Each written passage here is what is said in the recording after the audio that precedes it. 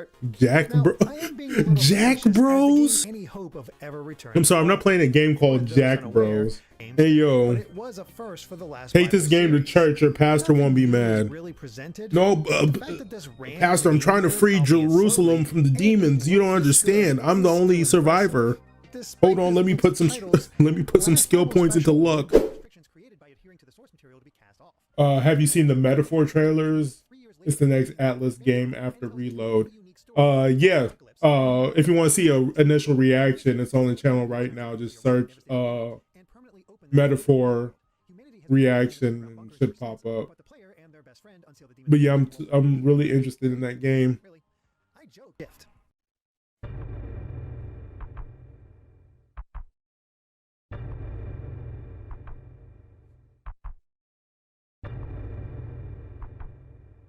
So why is the series mainly referred to as Shin Megami Tensei, at least in the West? Well, it was a chance for the developers to do what they wanted with the series and put their own brand on it.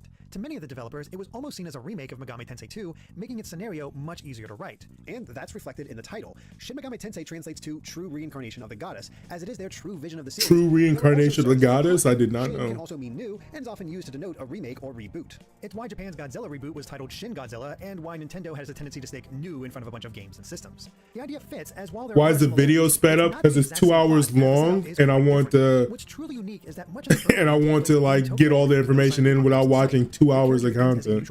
If you want me to slow it down, I'm fine doing that, but it's just a lot of. Can be named by the player. Meanwhile, a scientist has opened a portal to the demon world, causing demons to infest the city. This in turn Like I can understand it just fine, but if you want me to slow it down, I can put it back down to normal The world speed. takes us up to the player as they choose between the two or stay neutral. But no matter what, they find themselves teleported to another plane of existence with the other heroes as missiles are launched toward Tokyo. The group awakens 35 years later in the apocalypse. I feel like SMT games have too much existential dread for me. It's certainly similar. If I'm being quite honest, like I'm afraid to play these and end up questioning everything, because aren't they like post-apocalyptic games? Gameplay-wise, much of it remains similar to Megami Tensei 2, though factions played a greater role as demons or locations associated with law or chaos would want nothing to do with the player if they were aligned with the opposite side. But its defining feature could be considered the decision to set the events in Tokyo. This made it stand out amongst other RPGs on the Super Famicom, and the developers decided to lean into it.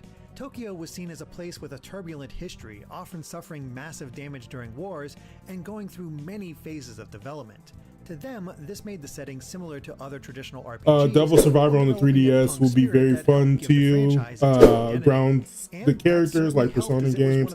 They're about surviving natural disasters, disturbing daily life, and not the post-apocalypse. At this point, sequels were inevitable, and dear I might check that out. That being said, Shin Megami Tensei was not the moniker of the next game released only 2 months later. Yeah, I might go ahead and check that out. Devil Survivor. That would be Megami Tensei Gaiden Last Bible, and as implied by Gaiden, oh my god, there's so many SMT games. This looks old as shit. As the creatures depicted weren't labeled demons, but monsters. That said, much of the gameplay established by earlier titles is featured here. Players run around the world fighting monsters and can choose to recruit them via conversation. Certain party members have an easier time talking. So many games solo. Well, if you subscribe, if you haven't already, by the way, I'll check them all out. On traditional fantasy. They look interesting to me, at least. Energy known as Gaia. But it's called Last Bible. Using Gaia began overrunning the world, forcing L to set out on a journey to not only discover their I could have tricked my Christian parents into letting me play this. Monsters. The story is kept simple with no morality system, and the gameplay is likewise easier. Again, this was meant to so many SMT games. It's funny, and Pokemon got fun fact, controversy about summoning demons. Well, to be granted, the only Persona game or the only SMT game that came out in America around that time period was Persona 1, right? Revelations. The gameplay was seen as dated, considering it was mainly developed 7 years earlier. Clearly that wasn't a powerhouse of a title, so of course they didn't gather around it. Meanwhile, Pokemon was anything and everywhere. Last Bible 2 is basically more of the same from a gameplay standpoint, and only saw minor enhancements. And I'm assuming in Japan they don't give a shit about that. Change was the ability to devil summoning stuff. To recruited monsters in order to only us weird power. Americans. That said, it is a brand new story where, in ancient times, monsters and humans fought bitterly for control of the planet, ending in a 2,000-year stalemate. Players take the role of Yuri, who was raised by a group of monsters, and is tasked with stopping the coming apocalypse.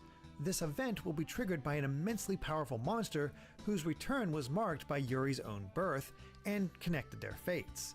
Side story is right. This has gotten far removed. There's a good meme about Pokemon popularity made sure that they draw all criticism from Christian groups while SMT got off scot-free. And with I mean, just be unpopular. That's all you have to do. God reincarnation, that core idea was brought to a slightly different genre. A strategy RPG. Oh no, a strategy RPG? This is the tactics of Tactica of the SMT series. Basics from Fire Emblem Mystery of the Emblem. Battle maps are shown from a top-down perspective with basic sprites to represent characters. Combat plays out as expected with the usual attacks and supports. Demons can still be recruited and fused. That overworld city! Look how flat that city was. Too many demons on the field or take too long in battle, and the magnetite will run out, leaving you on your own. It succeeds in bringing the typical Shin Megami Tensei mechanics to the strategy genre, but Majin Tensei is most known for its absolutely gorgeous sprite work. Many tout it as the best-looking Tensei game on the Super Famicom. I mean, as long as they don't go to that overworld, this is the best-looking game. Story-wise, it takes place in the aftermath of a large-scale ethnic war where a large portion of the world was closed off. A large-scale ethnic war? Shortly before demons begin appearing all over Tokyo. During his efforts to rescue people from the demons, the protagonist comes across a young girl in cryogenic sleep. It's crazy how old Atlus Together, is, they must fight back the demon horde while learning more of her past. While there's no morality system, there are 3 different endings based on your choices. Like, I literally just discovered Persona when 5 The Royal came out, so 2 months later that Shin Megami Tensei 2 finally released on the Super Famicom. Picking up several decades after the end of the original. So like, yeah, it's interesting going back and seeing like, oh, you like these games? We have like 1,000 other games. In the intervening time, disasters plagued Tokyo, leaving the air unbreathable. Humanity has taken shelter in the new Tokyo Millennium, where a class system has taken shape. Players take the role of Aleph, a gladiator with no memory who learns that he's actually the Messiah. Yo, now he must what the fuck? Okay, I can see what you're saying about the stories being kind of weird. What? Of course, nothing is ever simple, and the player's choices could lead to one of several endings. While the gameplay remained mostly the same from the original, there were some notable changes. A car in a the overall decrease in difficulty to make it less brutal than the original, and this includes some quality of life improvements. While exploring dungeons, again in first person, the auto map screen can be brought up with the tap of a button to make navigation easier. There's also a bar indicating how likely demons are to attack, allowing players to prepare for a fight. Okay, that's good. An element carried over to future Shin Megami Tensei titles. Likewise, this was the first instance of skill inheritance in the series, where the newly fused demons could use spells passed on from the previous demons, although which one chosen was left random. I wonder what it would be like to be an old SMT fan. There's fusions? To give the player a greater variety of demons to fuse and recruit. Okay, interesting, but I mean, at least there are other spin-offs of the same variety. Finally, players had it's not like, oh, here goes a spin-off that is a strategy RPG, and then like, here goes a dancing game. But it wasn't the last game in the series to be released in 1994. And also, at least they're not bad as Kingdom Hearts, where it's just like, this mobile game has story consequences that you need to pay attention to. What if our school is drawn into another world? This is the story. That would be Shin Megami Tensei If, a what-if game that told the story of what would happen if the apocalypse didn't occur. What? The idea was to make it smaller in scope, and that's reflected in its shorter playtime. I feel like this was made highly replayable thanks to an early choice in the game. The story focuses on Adeo Hazama, a bullied high school student who decides to get revenge by performing an occult ceremony in the school itself. All right, relax. Grants him the power to become the deity emperor, but and also I feel like this is like a expanse where demons dwell. Like a beta for Persona. Take the role of either a male or female student who tries to escape the demon realm with the help of the Comp, a device from the original Shin Megami Tensei that contains the demon summoning program, allowing them to negotiate and recruit demons. What makes this entry unique is rather than a player's alignment dictating the ending, it comes from their choice and partner. Okay. 3 students are available from the beginning. I might check out this one. This one actually seems interesting. The first 3 offer their own version of this game heavily inspired the first one. I can probably see why that's the case. The 4th is similar, except that the pair instead have to climb the massive Tower of Confinement. Other than this new structure, the biggest gameplay change was the Guardian Spirit system. Whenever the player or their partner dies in battle, they are revived at the last save point and given a new Guardian Spirit. This spirit affects their stat growths, giving players the chance to come back stronger. Unfortunately, there's no way to actually choose a spirit, and death means you're forced to change it, leading to some criticism. But the setting of IF proved to be its most enduring legacy, as the mix of high school, its associated problems, and demons were quite popular and would lead directly to the creation of the Persona series. In fact, IF takes place in the same continuity. Okay. But there's still a few years until she has a Nintendo Power Arm attached to her. The next game would be a sequel to Majin Tensei, Majin Tensei 2 Spiral Nemesis. Like oh no, not Spiral Nemesis. Games, it's not a direct sequel, though it features similar settings. This time it focuses on a demon invasion that transforms Tokyo into a demon capital. Humans band together to resist this takeover, with players taking the role of Naoki, whose choices between law and chaos will take the world in very different directions. It's much more story-focused than its predecessor, though it does make a few trade-offs in gameplay that has caused some debate on which is the better game.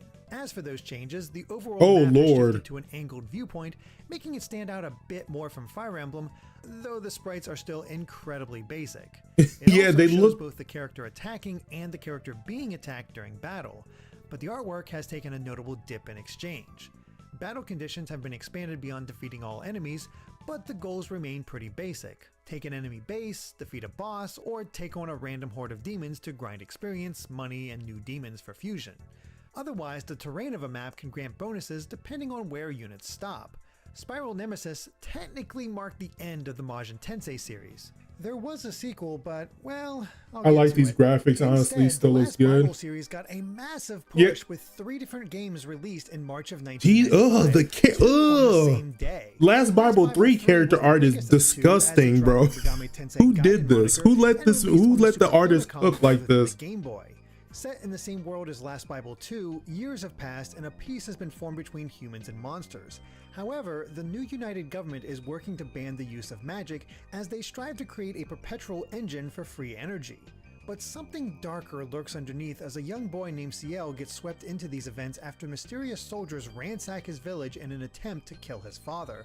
The gameplay mostly stays the same as Last Bible 2. That is some 90s anime. No, that's fucking, what is it? How to draw manga type anime? How well the player's monster negotiation is going. It's what you'd expect from a 16-bit RPG. Tokyo Pop type manga anime. And if you know, you know. Alongside Last Bible 3 was another Bible. Oh no, never mind. Which itself was a spin-off of the series, taking it in a strategy RPG direction. There's not much to say about it though, as it brings hardly anything new to the genre. The story is kept simple, where a monster cult has encouraged monsters to throw away their peace with humans. At the same time, a boy named Cassiel rescues a girl named Pythia, and the two Cassio, as in the watch? Harmony. Honestly, the most notable thing about it is how battle maps are blank save for where your character is moving and the locations of the monsters themselves. But I suppose it was something for Game Boy fans. Stranger still was Megami Tensei Gaiden Last Bible Special, which released at the end of that same March and was developed exclusively for the Game Gear by Sega. Unsurprisingly, the shift in developers resulted in a game wholly disconnected from the tone and gameplay of the previous titles. Rather than a fantasy world, it dives headfirst into a Christian setting, with players taking control of Mattel, who is tasked by the Pope to brave 4 dungeons in order to free Jerusalem from the Demon King. What? Dungeons are explored from a first-person perspective, much like the mainline Megami Tensei games. Hey yo, but it was a first for the last. Take this game to church. Your pastor won't be mad. Really presented, no, Pastor, I'm trying to free Jerusalem from the demons. You don't understand. I'm the only survivor. Hold on, let me put some skill points into luck. Be the last game released in this subseries. But the next game marked a first, as it was the first time a Shin Megami Tensei title was localized for the West. The Pope sent me. Jack Bros for the Virtual Boy. Well, that's an auspicious start. Jack Bros? Is considered one no, that sounds nasty. What that's worth. The story is set. Oh no, it is on the fucking Virtual Boy. Unfortunately, Jack Frost, Pyro Jack, and Jack Ripper all lost track of time in their fun and are forced to use a danger-filled shortcut if they have any hope of ever returning. I'm sorry, I'm not playing a game called Jack Bros. Jack Frost is an early game demon who first debuted in Megami Tensei 2. So these are like the Pikachu and Eevee of Shin Megami Tensei, Shin Megami Tensei, right? Trickster well known today, who has become a mascot for Atlus as a whole due to his popularity both among fans. Since Shin Megami Tensei fandom is the Neo-Bible community. Hey, Megami Tensei 2 with a very different design. I wouldn't mind joining that. Eventually got grouped with Jack Frost as a kind of brother. The two are often paired, but less common is Jack Ripper, who didn't debut Jack Frost. Tensei 2. I suppose the developers just really wanted a trio. But never mind. Oh yeah, I think I've seen that game before. Where you're like, it's a platformer Metrovania type game. Terrifying for what's simply a cutesy labyrinth spin-off. Yo, that actually looks sick. Jack Frost got Mike Wazowski. Seriously, look at the Japanese box art, then look at how it was marketed. No, that's American right there. I fuck with that jack-o'-lantern right there. The game itself, players choose one of the jacks and must navigate a labyrinth from the top-down perspective while using normal. A Pikachu who would shoot you if you negotiated wrong and then call you a hoe. Causes it to decrease faster. The goal is to navigate multiple floors across 6 levels where they must find keys that's in mad given annoying. time. Naturally, traps and enemies increase the farther players go. Why would you want to play this? Why would you want to have this strapped to your head and look at this? This actually would be cool if it was like had a better frame rate and color than just red. As a playable character. Critics generally enjoyed the game, noting the surprisingly good music and fun yet simple design. Again, it's considered one of the best games on the Virtual Boy, making for a solid Western debut. That's sad, the fact that this is the best game on the Virtual Boy. One more game released in 1995, marking the start of a new sub-series.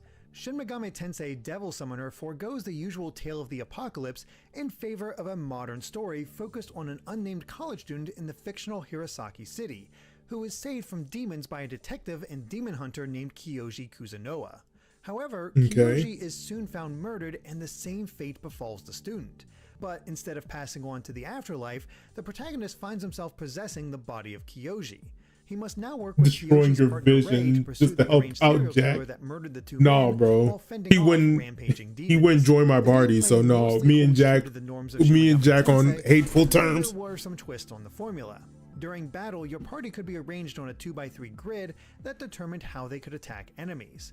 If they were in the back row but had no long-range weapon, then they wouldn't be as effective. And while there was an alignment system in the game, it didn't affect the ending. Only what demons were available to recruit and fuse. Perhaps the most divisive change was the inclusion of the demon loyalty system. It wasn't enough to recruit demons, players had to keep them happy. I want to kind of talk about the old art style. Who was the artist for so there's multiple, it seems like, I don't know if it was the same artist, but there was multiple artists, right? For Persona, right?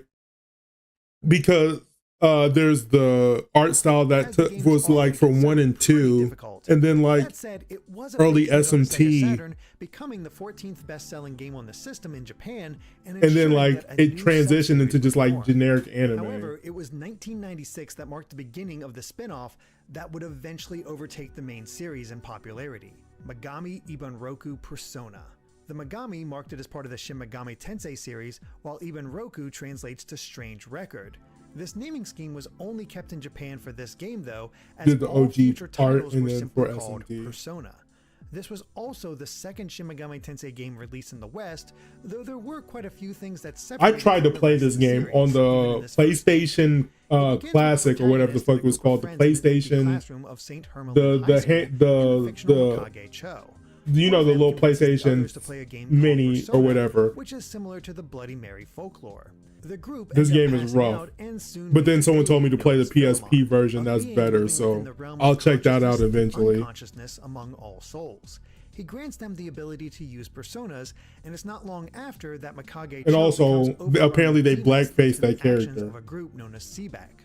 The high schoolers must investigate the group, defeat demons along the way, and restore peace to the town. There is some replayability though, as a second storyline can be discovered that shifts the party into a completely new P1 is not events. good. P2 right is cool though. It discards tradition by having no demons in the party whatsoever, while battles take place from an isometric viewpoint. PS1 version is if you have all the time in the world to play a P1 game. Like Devil Summoner. But if all the enemies in a certain character's range are defeated, on that PlayStation Mini, that was the only playable game because the other games ran like shit. Makes it somewhat of a hassle. Demons, as they're traditionally known, have been relabeled as Persona, but if I do go back to Persona 1, I'm going to be doing the portable version. The entire system of equipping Personas was to expand upon the Guardian system from Shin Megami Tensei If. But apparently 2 is better. So if I were to cover the series, does it matter if I start with 2 or to all characters, as some are incompatible with their Arcana. Arcana are basically the same as demon races from previous games and follow the names of the major tarot arcana. As an example, this means the protagonist can equip personas of the Hierophant, Death, or Star Arcana. That's stupid. In addition, the initial and ultimate persona of a character can only be used with that character. Oh, this is early Persona, bro. Arcana, I would hate this game. Skill. Either way, these persona appear in battle as ghostly figures rising above the character, which created a comparison to Stans from JoJo's Bizarre Adventure. With no demons to directly recruit, Persona 2 is just a good game. Deeper story than 1. With enemies will put them in different moods that in turn could make them attack the party, run from the battle, give an item, or provide a special spell card. Those cards can then be taken to Philemon's Velvet Room, where the 2 has story links to 1 in comparison to 3 and 5, although they are spoiler heavy. As he can summon new personas for the characters from the spell cards on hand. Persona 2 is just a good game, has deeper gameplay. Equipped with 3 personas at a time and can switch between them during battle. However, they can only be exchanged with new personas within the Velvet Room. Yo, this game looks is also rough. Present as the cards can be fused together to create a new persona, which itself like out of all the old games, maybe it's because I'm comparing it in my mind to the current version of Persona, but like this just looks rougher than the other old games that we saw. The game was an immediate hit in Japan, selling 201,000 copies in its first week, a record. People recommend just reading Persona 1's manga for the story. 5. It would go on to be the 21st best-selling game of 1996, with many praising its unique setting and story, including many Western outlets. That's especially impressive considering all the localization changes made to the game, including excising most references to Japan, changing Persona names, 2 Eternal Punishment, have to play the fan translation Thankfully, the PSP port. PSP re-release of the game reverted all those changes, allowing for a more faithful experience along with quality of life. I will check that one out. Fan translation came in April of 1997 and is the first of 2 PC exclusive games in the series. Giten Megami Tensei Tokyo Moku Shiroku, or False Reincarnation Tokyo of the Goddess, Moku Tokyo Revelation, Shiroku, is a kind of retelling of Megami Tensei 2, at least in its initial setup. After a nuclear cataclysm, humanity resides in underground shelters found across Japan, while demons roam the surface, having been set loose by the apocalypse. The story follows Ayato Katsuragi, a young man who joins the demon defense force known as the Devil Busters. Unfortunately, when another shelter is seemingly attacked, Ayato is tricked into downloading a virus disguised as a demon-repelling program. This causes him to become possessed by a demon, where he then kills several civilians and lowers the shelter's defenses so demons can invade and wreak havoc. This event is what frees Ayato from the possession, where he becomes determined to travel across Japan and put a stop to the demons once and for all. In terms of gameplay, it has many of the hallmarks of past Shin Megami Tensei games, exploring dungeons in first person, multiple endings based on choices, demon recruitment, demon fusion, and the like, but demons can earn their own experience and level up while also equipping weapons and armor to strengthen them. It also forgoes the typical turn-based system, and instead has each character. Yo, this game actually looks cool. They can move again, taking a page from Final Fantasy's active time battle. While I'm not familiar with all the ins and outs of every Shin Megami Tensei game, Megaten Megami Tensei has a reputation as one of the more graphic games in the series, with frequent female nudity and certain graphic depictions. Yo, is there a translation for this game? I repeat, is there a translation for this game? Because the Majin Tensei strategy series was released on the Sega Saturn. I'm asking for a friend, you guys. Rather than being developed by the same team who worked on the first two entries, it was handed to Multimedia Intelligence Transfer, the developers behind the last Bible series. The story oh no, what the freak is this? A young man in the near future who visits a museum with two friends and his younger yo, brother. I'm that friend. However, the museum together we'll scour the internet for a translation for that game. We're on it. Writings are decoded by what the heck is this? Not only unleashes the demon within the crystal statue, but causes an outbreak of demons within cyberspace. The freak that animation. Asuka's younger brother and escapes into the computer, forcing Asuka and his friends to give chase. Gameplay-wise, not much has been changed from Majin Tensei 2, except players can no longer talk directly with demons. Instead, they may choose to converse with you after being defeated, and then join if the correct responses were given. There are also demon contracts that can allow human party members to use that demon's magic. Oh, what was that? What was the name of the game called? Hold on. And a demo actually led to the cancellation of pre-orders. Much of that may be due to the game's graphics, Tokyo Moshu Shiroku, and each battle sequence can take about 30 seconds to complete due to sluggish animations and load times. Sadly, this poor showing marked the end of the Majin Tensei series. So why didn't Atlus handle the development themselves? Well, that would be due to a different sequel, Devil Summoner Soul Hackers, which released less than 2 weeks later. Its story centers on a new protagonist that belongs to a group of hackers called the Spookies, who are able to hack their way into a beta invite for a new virtual world called Paradigm X. As the protagonist talks with the mysterious Red Man, he eventually learns that there are is that a floating dog? Through a series of vision quests, he learns about demon hunters and a group called the Phantom Society, who are using the virtual world to steal souls. While it is a new story and a new setting, several characters from the original Devil Summoner do appear, including Kyoji Kuzunoa and his assistant Rei Reiho, who are also investigating. Yo, this game actually, she looks dope. Hackers doesn't bring much new to the table and instead focuses on refining what was already in Devil Summoner. The graphics are better, the Devil Summoner Soul Hackers, and the loyalty system has been refined, allowing players to become better friends with their demons and encourage them to use moves that they wouldn't normally want to in battle. Upgrades can also be installed in the player's GUMP, or gun computer, which allows them to shoot and summon demons, making exploration a little easier or even allowing them to save anywhere. Soul Hackers was popular enough to be ported from the Sega Saturn to the PlayStation in Japan. Reading the Bible and watching. I mean, they have an interesting outlook on Supernatural. I can give them that. I feel like the West is a little bit stilted when it comes to its inspiration, when it comes to...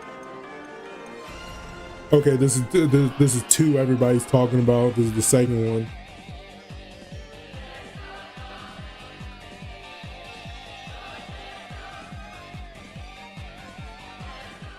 Surprisingly, the series had no new releases in 1998 and didn't return until June of '99 with Persona 2 Innocent Sin for the PlayStation. The sequel had gone into development soon after the release of the original and picks up 3 years after in the fictional Sumeru City. The protagonist, Tatsuya Suo, and one of his friends are approached by a boy from another high school to join his band, but a school rivalry sparks an argument that somehow leads to the awakening of their personas. Philemon appears to warn the trio that rumors are becoming reality in the city, but despite this, they still decide to try a new urban legend game. By calling their own phone number, they can summon a being known as Joker and be granted a wish. But upon seeing them, Joker calls them out for their sin and drains most of the group of their ideal energy, which is described as the essence of hopes and dreams. Now they, along with a reporter named Maya and her assistant Yukino, who returns from the original Persona, must investigate Joker, confront the cult around him, and even contend with Nazis. Looking good, Joker. Of rumors. Much like I'm the Joker, baby. Makes improvements across the board, improving load times, increasing the amount of save points, and generally trying to streamline the game when possible. The grid system has been removed from the original to make battles a little easier, while the party Okay, so this is the PlayStation 1 version of Persona 2. Is no longer in first person, and the game maintains an isometric view at all times. In addition, there's the rumor system, tying into the game's premise of rumors becoming reality. It's possible to hear a rumor from someone in town and make it real by spreading that rumor through the Kuzunoha Detective Agency. These rumors can make new accessories, weapons, and even shops appear for the party to use. Yo, that's a cool gameplay mechanic. One of its staff members is Tamaki, the female protagonist of Shin Megami Tensei If. She also appeared in the original Persona in a more minor role, but it's these connections that confirm that If, Persona, Tamaki, any relation to Anna Tamaki? In the same universe. Personas and enemy conversation work mostly the same as the original, though a few changes have been made. Just do the PSP version, cards, which don't affect much outside the possibility of blank cards. These can be tailored to fit a chosen Persona family and fuse what the player wants. It's also the only way to obtain personas of certain arcana.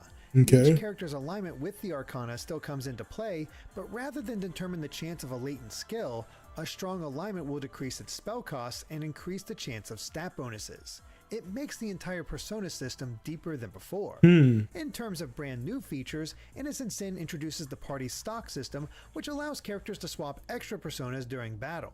So if the enemy is weak to ice, but you only have Pyrojack, you can swap Pyrojack for a Jack Frost equipped to another character waiting in the wings. Oh, okay. There are also fusion spells where more powerful attacks are available if the right set of spells are used by different characters. Yeah, the Velvet Room looked like kind of a chill place to hang. I'm trying to go to the Velvet Room. All right, guys. Okay, so here's the goal, you guys. Opportunity for the group to talk. Okay, so clearly get famous off of YouTube, get a bunch of money. We make a Velvet Room themed bar amongst themselves, creating more of a bond between the player and party. Do you think people will come to it? Do you think there's enough turnover fan base that will go to a Velvet Room bar? Persona fusions. Although, there is a bigger moment later in the game where Tatsuya can choose to date one of 3 other party members, one of which is another man. This you can get gay in this game? Mentioned throughout the game, though never judged, and the same applies to the male romance option. Okay. It is lauded as one of the best representations of queer characters in an RPG, which is especially shocking considering the time it was released. Still, this and the Nazis are likely why Innocent Sin was never released initially. That said, Innocent Sin. I'm sorry, did he say Nazis? Persona 2's story. But before that, there was one other game released in 1999, this time for the Dreamcast, Megaten X. It marks several firsts for the series, as it was the first modern Persona could never. The first non-RPG, yeah, he said, and the first time a game was directed by Katsura Hoshino, who would go on to direct Shin Megami Tensei 3. Wait, there's a blue-colored bar named Velvet Room in Brooklyn? The story focuses on they definitely develops the world's Persona first fan. artificial demon, who names itself Megaten and takes the form of a sword. While ostensibly it was created to help with mental illnesses thanks to its brainjack ability, that's later revealed to not quite be the case. Instead, Megaten has the ability to take control of its wielder and substitute its spirit essence with the host, while also being able to destroy that essence in others. Now it must stop several groups who have used this essence to warp their bodies in an effort to control the world.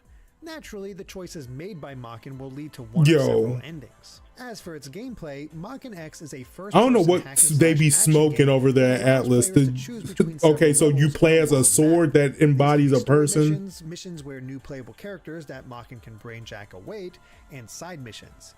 Each character Megaten brainjacks has different stats and abilities, along with changing the appearance of Megaten. The levels themselves are mostly linear, but the environment does feature limited platforming. Ew, why does it look like he has a little dick coming out of him? To backstep, strafe, and unleash a variety of combos.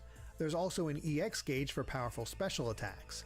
A kind of experience system is in place thanks to Essence, or PSI points, earned from defeated enemies. Megaten's PSI level notes which characters he can brainjack. If their PSI is larger than his, then the brainjack will fail and the character will be unavailable. It was generally well received in Japan, earning one of the highest scores in Dreamcast magazine. Western critics were higher than Shenmue it as a highlight of the Dreamcast at the time. That brings us back to the second part of Persona 2, Eternal Punishment. Eternal Punishment. A year to the day after Innocent Sin. Early on into Innocent Sin's production, the scriptwriter felt that an alternate viewpoint beyond the main hero was necessary. The team even went so far as to foreshadow some of the major players of Eternal Punishment by having them appear as minor characters in Innocent Sin. The story this time around focuses on Maya and her investigation into the Joker phenomenon. This time, calling your own number will still summon Joker, but rather than granting a wish, he'll kill anyone you request. What? This eventually brings her to the Seven Sisters High School, where she and 2 other characters find its principal murdered by Joker.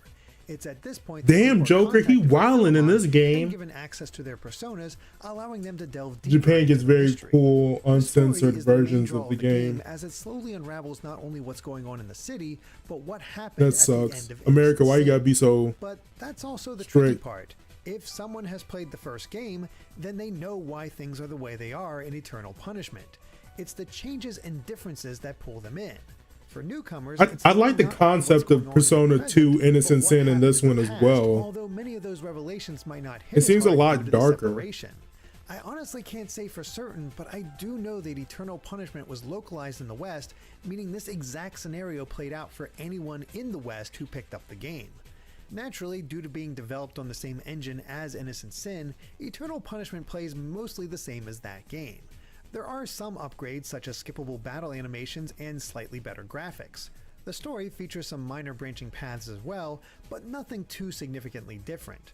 For many, the Persona 2 duology is a hallmark of the franchise that even the recent Personas can't top. Damn. 2000 also marked the start of another sub-series, itself a kind of callback to the last Bible in that it when are we going to get to Megami Tensei game accessible for all ages. to the fucking gameplay, Mirage Devil session? Children took more of its influence from Pokemon, including releasing with 2 versions, Black Book and Red Book.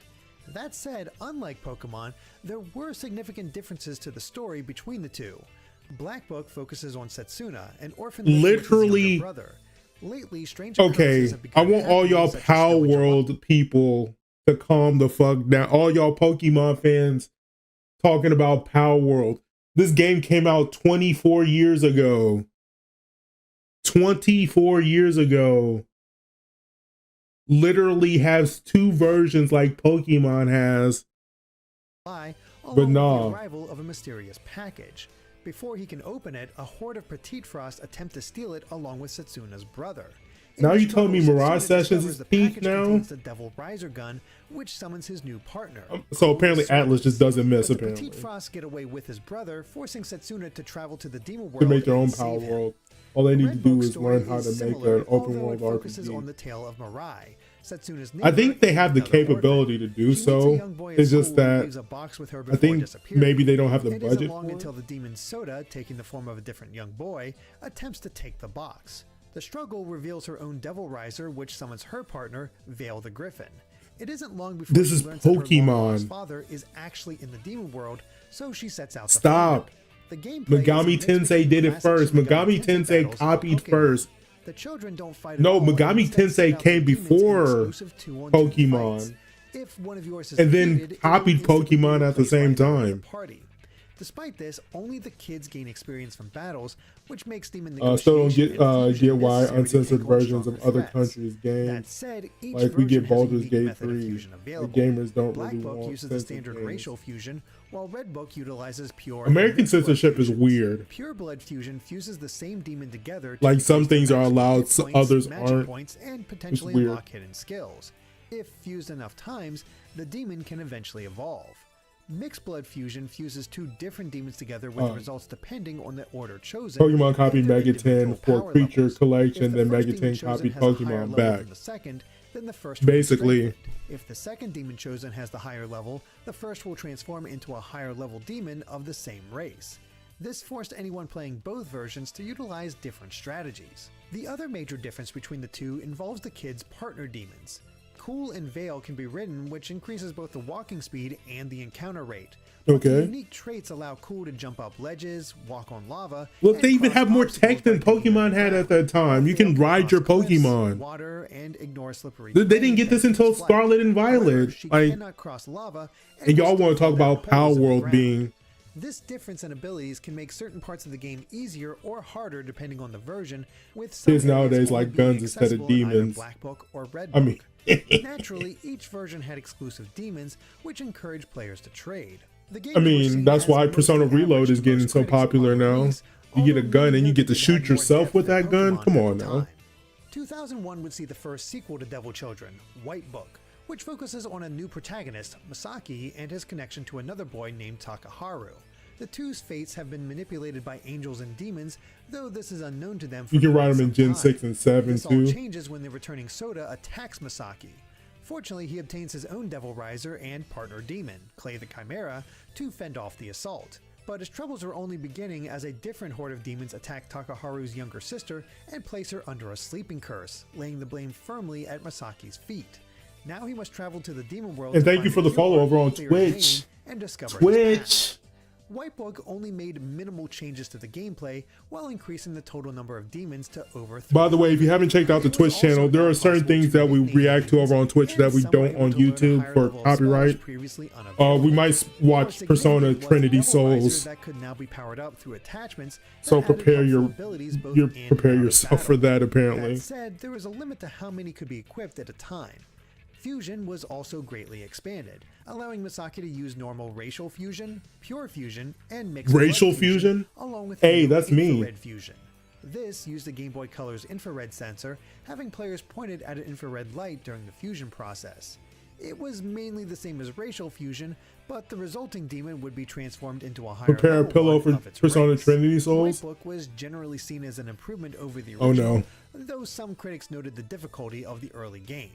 While White Book didn't have a companion version, it wasn't the only Devil Children game to release that day. Someone told me there was a Persona 3 character in it, and that if I'm doing Persona stuff, I should probably take a look at that. And the trading card game was eventually adapted into a video game, Shin Megami Tensei Trading Card Card Summoner. What's truly strange, though, there's a card one too. An adaptation of the Devil Children card game, as it used traditional artwork from the main series and referenced characters from that.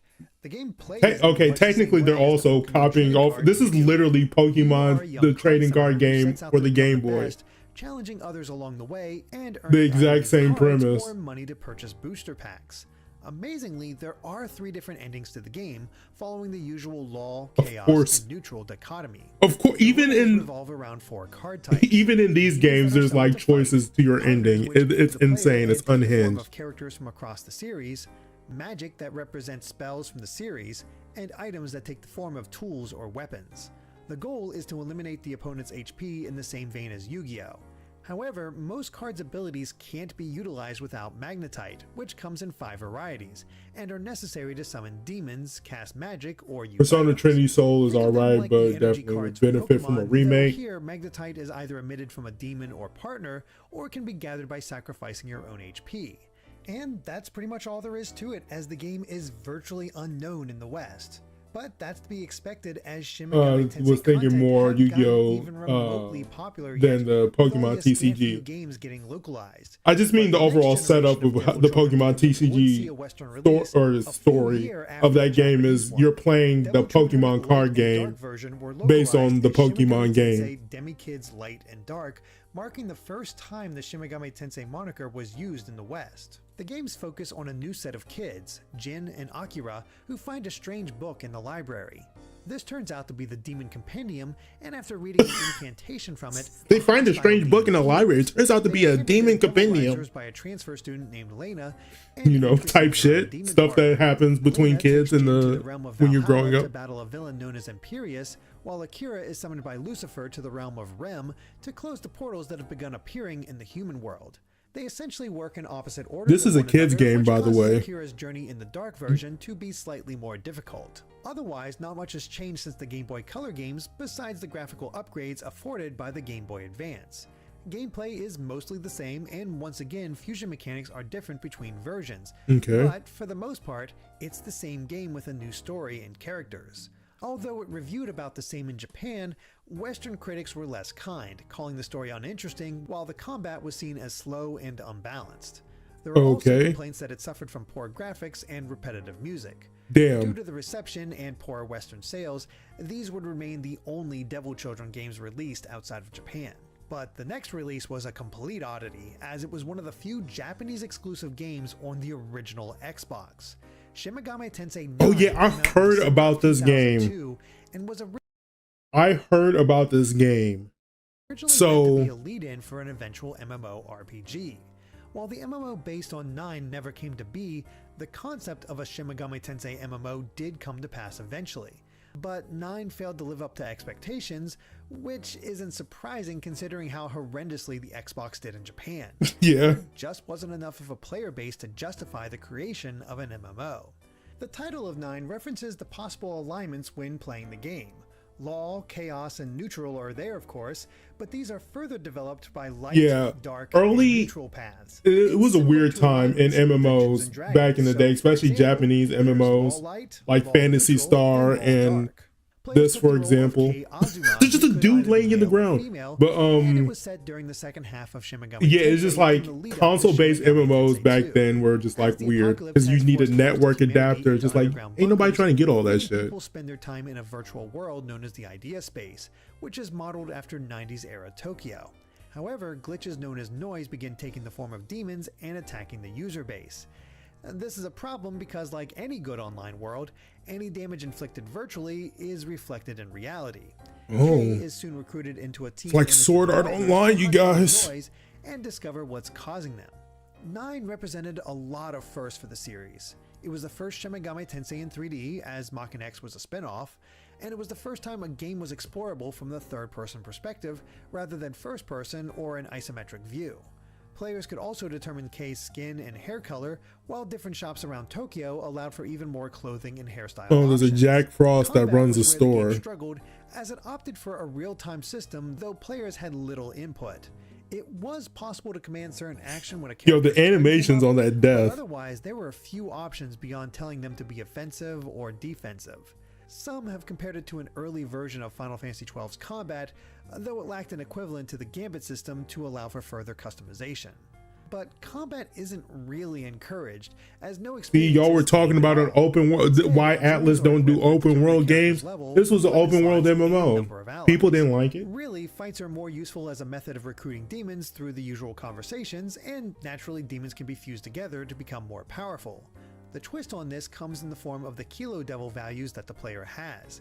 If they only have 100 Kilo Devils, they can only summon 2 50 Kilo Devil demons or 4. Although an open world setting in like a fictional Japanese like city, Tokyo and stuff like Tokyo, Shibuya and all that sounds cool. By those who played it, there just weren't a lot of people playing, ultimately resulting in a financial loss for Atlus.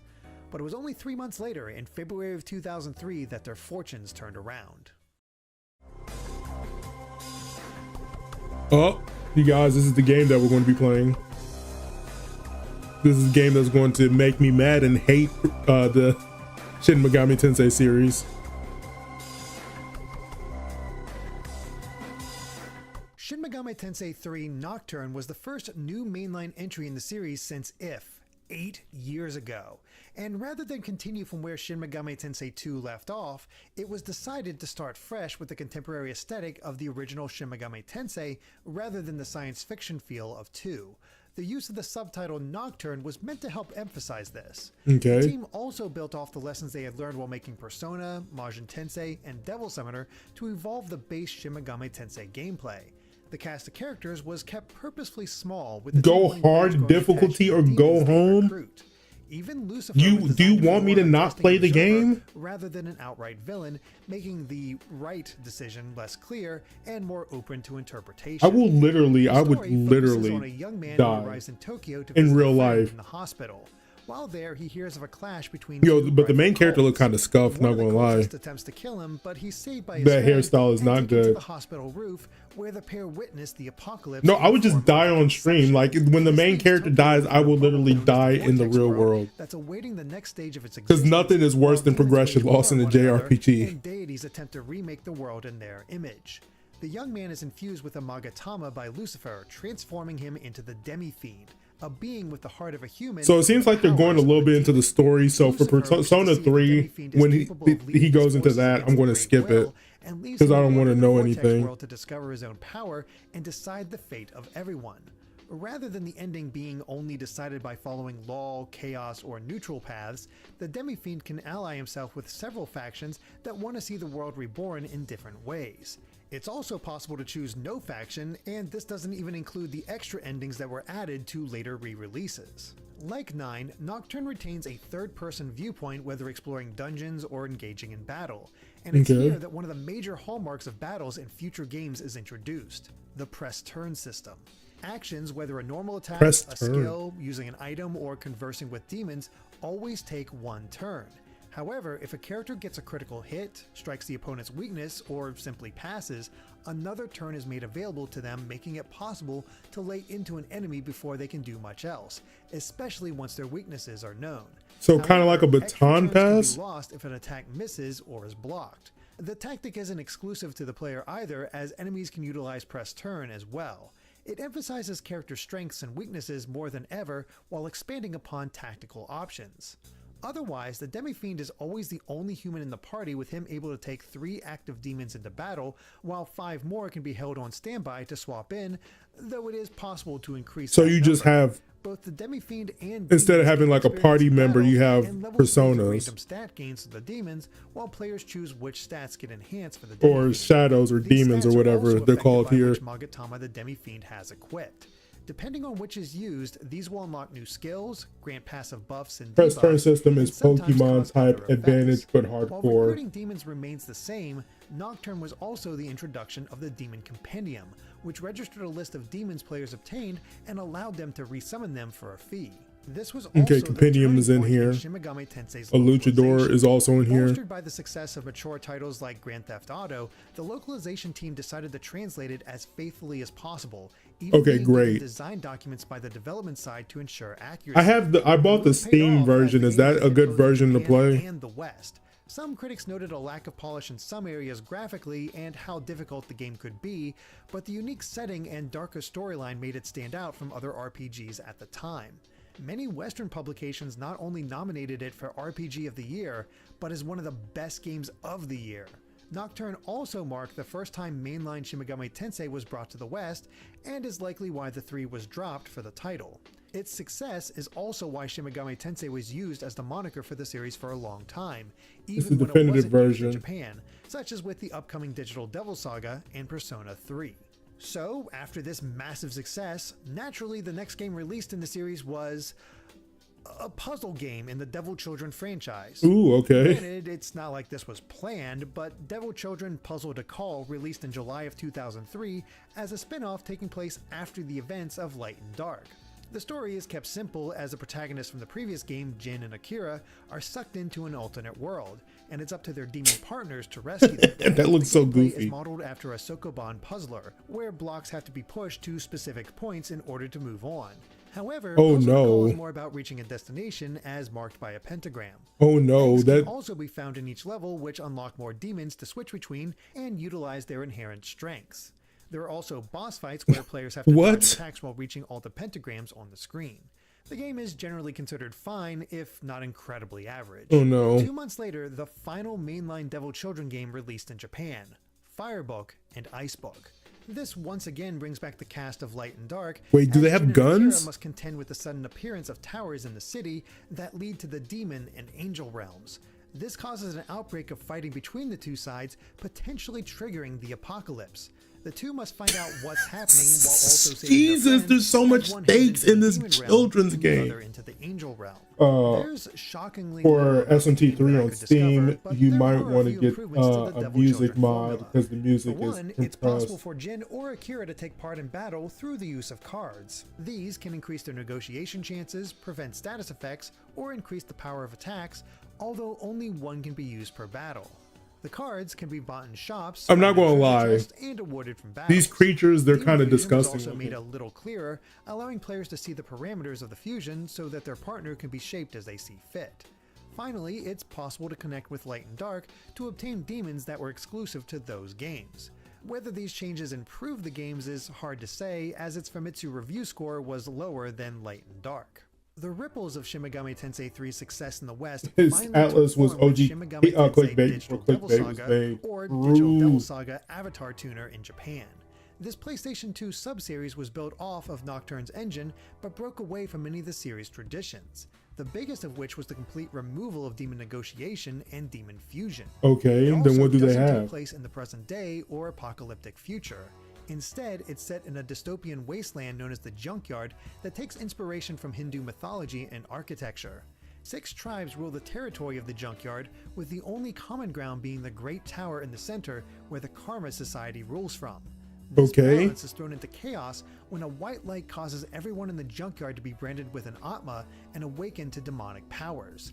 But this has the side effect of awakening an insatiable hunger. If the people of Junkyard don't devour their foes, then they can go berserk. Tell me in chat. An amnesiac woman named Sarah is capable of calming their hunger. None of these games are connected in any way, right? Outside of just them having persona or the same monsters in them, right? Karma Society and told that they must conquer the other tribes, then ascend the tower if they want to reach Nirvana. This sets off a war where Surf must discover Sarah's origins, survive the other tribes, and discover just what Nirvana is. Digital Devil Saga builds off the battle system of Shin Megami Tensei 3, including the returning press turn system. But rather than recruit and fuse demons, the characters can transform into them, creating what's known as avatars. Oh, it's like, remember in Digimon when they could become Digimon instead of just have them? That was kind of dope. I guess that's cool. As a replacement for Demon Fusion, the game introduces Mantra Grids. This works somewhat like Final Fantasy X Sphere Grid, except there are several linear paths. Mason, what did you ask me, bro? What's my favorite bug plug? That's really an important answer that needs to be answered. Players can choose any path for the party, making for plenty of customization. However, the Mantra Grid utilizes 2 currencies. One is the actual that a valid answer? A little bit of a cop-out. But to master and it's just Persona and even which are their from battle along with experience points. Even their points can also be earned by devouring enemies, though this can't be done too anthologies, often. Devil Digital Saga, Persona 2 with a debilitating status effect. Okay. There are also linkage abilities where characters can combine skills to create a bigger attack. The localization even attempted to match the Japanese cast of well-known voice generally actors on their own. Okay. Equally well-known English actors and attempting to better sync the dialogue with characters' lip movements. It was a big deal. I like the old art style better because it makes it look unique. Was well received both in Japan and is that a West, white guy with dreads? Oh no. From Shin Megami Tensei's usual tropes. Many did note that it could feel repetitious and were frustrated by its cliffhanger ending. Thankfully, fans wouldn't have to wait for long for the conclusion. Before that though, one final game in the Devil Children series was released on the Game Boy Advance in 2004, a spin-off known as Messiah Riser. This would see the return of Jin and Akira as they work to protect Valhalla from the return of the Imperium. To do this, they must Yo, bro, how's your day? Hey, what's going on, Cry Mikey? My day is doing good so far, or my night, I should say. It's like 12 a.m. here. My morning, Jesus. Is the fact that this is a real-time but yeah, we're just vibing, talking about Persona and SMT. Only has a normal attack and a magic skill. Jin and Akira must travel the field of battle and summon demons, the amount of which is dictated by a cost. The 2 boys have a total pool of points with which to summon demons, and each demon subtracts from that total. More points can be earned during battle by finding special orbs, though the point total reverts to normal after each battle.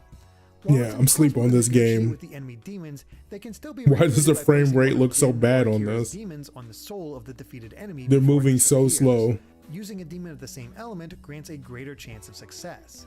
Unsurprisingly, these demons can be fused together for stronger varieties. It's also possible to trade 10 of the same demon for a more powerful one in towns. While a unique concept for the Game Boy Advance, critics found the interface clunky to use, the combat options too limited, and the AI a bit chaotic. But this marked the end of Shin Megami Tensei attempting to appeal to kids, with every game after it aiming for an older fanbase. And that fanbase wanted to see how the story of Digital Devil Saga 2 did you watch Black Clover? How do you think it was 1 to 10? I think Black Clover is a solid 8. It's a good shonen anime. I have a controversial opinion. I think it's probably one of the best newish gen animes. I'm not talking about like Jujutsu Kaisen and them. I'm talking about My Hero. Over the original game. I think This it does includes a new berserk good things. mode, which happens randomly and can be seen as the opposite of an ambush, as it offers an advantage to the party. Characters begin as a half-demon, unable to contain their power, with a massive boost to their attack and critical hit rate. However, this also lowers their defense and accuracy, creating a high-risk, high-reward situation. The mantra grid was also changed to a series of hexes where any skill mastered unlocks the mantras directly next to it, making it possible to learn later spells before earlier ones. There's also the karma ring system, which allows characters to equip accessory-like rings that not only boost stats, but can be One Piece rating gems that grant different advantages, such as One Piece. One Piece is like a 9 out of 10 for me. Stats do not carry over from the first game and are instead reset, though having a previous save file does provide some stats. Gave me a sub. Thank you so much, Prime Mikey. Also affect how characters and talking about anime, I have an anime reaction channel. If you haven't if you haven't seen it already, I highly suggest you check it out. We just uploaded episode 5 of Solo, or episode 4 of Solo Leveling, I think. It does attempt to summarize what happened in the first game, but it's generally recommended to play the first before starting this, especially as the story comes to a satisfying Ooh, a black character. Moving to 2006, and also, why the fuck would I play 2 before I play 1? After a 9-year gap from the release of Soul Hackers, though in a much different form. Devil Summoner Raido Kuzunoa vs. the Soulless Army was the first Shin Megami Tensei game set in the past, specifically an alternate version of Japan's Taisho period in the 1930s. The player takes the role of the titular Raido Kuzunoa, a title passed down to Devil Summoners. How do I make my thumbnails? I just normally just use Photoshop. He joins the Narumi Detective Agency. One day, the agency is approached by a high schooler who asks them to kill her. Before they can learn more, soldiers in red armor took me just look up some tutorials about how to use Photoshop, and is pretty quick to grasp. The setting isn't the only change to the series, as Raido Kuzunoa is an action RPG. That doesn't mean random battles are gone, this game looks sick. Oh, it's an action RPG? Okay. This isn't something like Kingdom Hearts or Devil May Cry though. Sword combos are kept to a minimum, but Raido is also equipped with a gun that can fire different elemental bullets. This plays into demon weaknesses, allowing for a little more strategy. It's this game also is possible sick. To have one demon out at a time, right. Which mainly fights on its own. Oh, he has a gun too. He has a blick. Oh, my favorite persona, Ukobach. Though, to best take advantage of elemental weaknesses.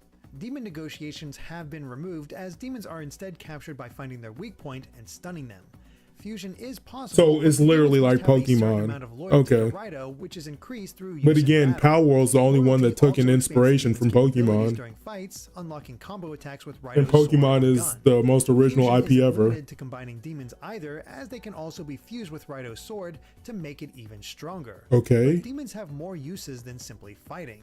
They can be summoned at any time, each with their own special abilities, such as enraging people so they accidentally reveal clues, reading people's minds. Yo, this is like a detective game? The demons can also just talk to the people of Tokyo simply to see their reactions. Unfortunately, the Soulless Army's encounter rate is about as high as past games, which can cause frustration as Raido hunts for a specific item. This basically boils down to interrogating everyone possible, trying demon powers on them, and seeing what happens until progress is unlocked. Okay. Having that interrupted by constant battles can lead to frustration, but critics noted that the pace of those fights are rather quick. Other criticisms include the lack of voice acting and visuals that seem there's no voice acting? Other PS2 offerings up to that point. Outside of this, many found the change in direction appealing and the story strong. However, the next game was a hallmark of the franchise. Okay. Shin Megami Tensei 3 might have begun the series' revolution in the West, but this cemented it. Okay. We gotta skip it. Raido's a cool guy.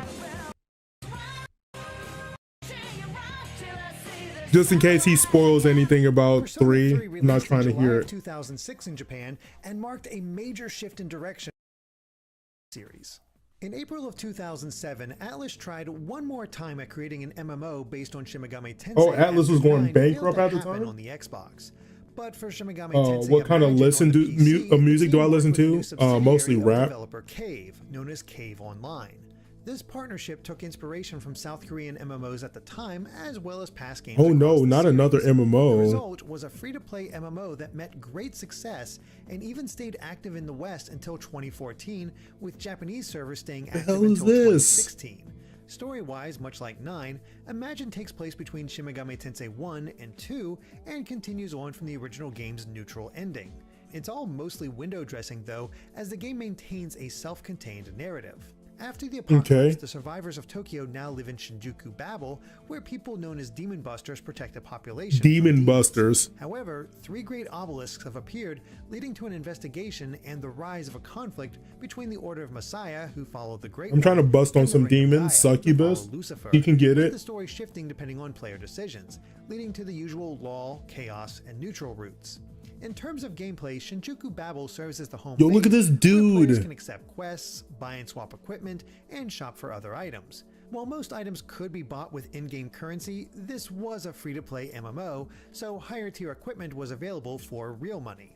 Exploration could be done either alone or with a party, though groups were obviously recommended for more difficult sections. The combat takes place in real time, with there being 3 main classes: a short-range melee, a long-range melee, and a magic. Yeah, I'll definitely take a look at it later. Can be further subdivided into attackers, healers. I remember Toontown. Thanks to the specialization. Game was peak back then. Yeah. These points were limited, so it was recommended to stick to one. I can never get Toontown to work on my parents' computer. Combat involved countering and guarding against demon attacks, most of which could be repelled with good timing. Player attacks were. But Wizard 101, that was my jam. Shortcuts. Demon negotiation is present as well. Yo, the frame rate. More limited and more difficult than past games. Allocating points toward the talk skill is almost a necessity, as it opens up more recruitment options such as bribery. But if a player is able to get demons on their side, they can have one active in battle with each demon. Yo, I'm not gonna lie, this MMO looks boneless as fuck. Not gonna lie. Just like the drip on the character. For demons was also a necessity, as they were more fucking Gandalf. Battle and agree to a fusion. Who's that? The game proved to be quite popular, garnering a player base of 100,000 people in Japan during its open beta, and eventually becoming one of the country's leading online games. Critics generally enjoyed the game's plot and more involved combat compared to other free MMOs, though many thought the game looked dated. That said, the English version was notably inferior thanks to poor management on the part of Nexon, with multiple big patches never coming west, including PvP. What made that exclusion especially galling to players was its entrance was right next to the tutorial mission exit. The game's servers were kept online for 9 years, only stopping due to the increased difficulties in maintaining a quality experience. While Imagine was successful, 2008's release of Persona 4 could be seen as the true turning point that Persona 3 began. Building off of and refining the life sim elements of the previous game, Persona 4 featured a new transfer student who arrives in the rural town of Inaba while his parents work abroad. During the year, he stays with his uncle while attending Yasogami High School. Yeah, Dojima, your mother's younger brother. Yosuke and Chie, who tell him the new urban legend of the Midnight Channel. If you stare at a blank TV on a rainy night at midnight, then a strange figure will appear. The protagonist tries it himself and eventually learns that not only do the people who appear on TV eventually show up dead in the real world, but that he can enter the TV. Upon investigating further, the group learns that anyone who enters the TV world must confront their true selves, and if they can't accept the harsh reality, then they'll wind up dead. However, by accepting themselves, they can awaken to their personas. I would accept my true self in an instant. Give me a persona right away. I don't care how embarrassing it is. Was to ensure it didn't feel like a retread of Persona 3. To accomplish this, the developers wanted to give players a definite as the best anime. Stop talking about the pachinko machines. The murder mystery plot served as the best way to accomplish that, but it also had the effect of making. Why are the pachinkos going so hard? As character growth is inherently developed as each party member awakens to their persona. Another key element of this effort to avoid a retread was the weather system. No, I wouldn't. I would definitely do it. I have no shame. As well as the Midnight Channel itself. My worst secret is just like nothing. That I kind of am a little bit of a sociopath sometimes. Game over. In addition, the social link system not only included people from around town, as in Persona 3, my inner self would be Yosuke's inner self. Just the female ones. They were notable exclusions, and their addition was needed due to the changes to social link rewards. Fusion bonuses returned as before, but increasing the social link with a party member expanded their abilities, allowing for a follow-up attack or granting extra skills for battle. Maxing their social link also caused their persona to evolve. Persona 4 would hit different if someone had a sus internet history. As Persona 3, though options have been expanded and more time is available to hang out with different people. It's no longer possible to lose. You saw two girls in one cup, and you enjoyed it. Understanding, diligence, that's not true. Knowledge and expression. That didn't happen. Certain levels are needed for activities or to further social links like before. The dungeons are randomized once again, but rather than one central tower, there are multiple small dungeons themed to a character's shadow personality. The party also no longer gets tired within dungeons. Instead, the amount of magic is limited, making it naturally more difficult as more time. What app do I use for thumbnails? Photoshop. Really go as far as their restoration items allow, as there's no full heal option within. The dungeons but Photoshop is a paid program, so if you don't want to pay for anything, use GIMP. GIMP. It's just like Photoshop, except it's free. Works exactly the same. This also applies to battles, with the major exception. You're a furry, just admit it. Of the party. No, that's the one thing I wouldn't admit to. And the strong characters made for an even more well-received game than Persona 3. While some noted that it was more of a refinement of what that game established, it was still seen as a marked improvement. Strong word of mouth led to even greater sales, with the game remaining Amazon's top-selling game on PlayStation 2 for 2 weeks in a row. Damn. As before, the style and music became a favorite, while particularly people were ordering this off of Amazon. Kanji, who's seen as one of the first video game characters to struggle with their sexual orientation. However, there are some gay panic moments from another character in relation to this that has drawn ire in retrospect. Okay, I'm skipping this because I only made it up to Kanji. Raito Kuzunoa vs. King Abaddon, which continued the adventures of the 14th Devil Summoner to bear the name. I'm sorry? A new danger brings Raito back to Tokyo, where a young woman asks him to find her brother as he abandoned their village in protest of her arranged marriage.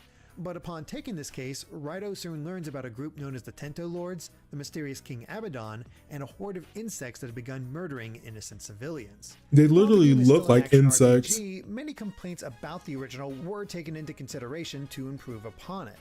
Random battles are still present, but this no longer applies to town areas. This means players can safely interview townsfolk without needing to worry about getting drawn into needless fights.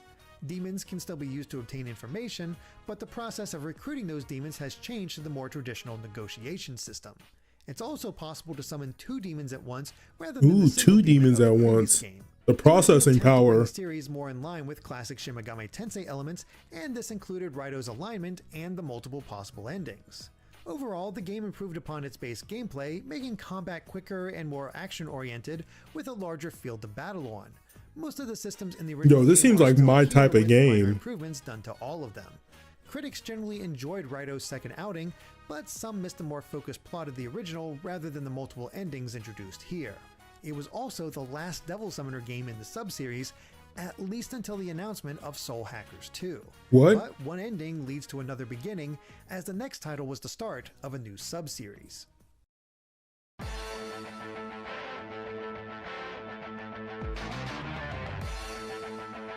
What the hell's Amara? Okay. This music sounds like The World Ends With You. Devil Survivor, which was given the same moniker as the original Persona to so this is the one that you're talking about, Devil Survivor. Released only 2 months later in January of 2009.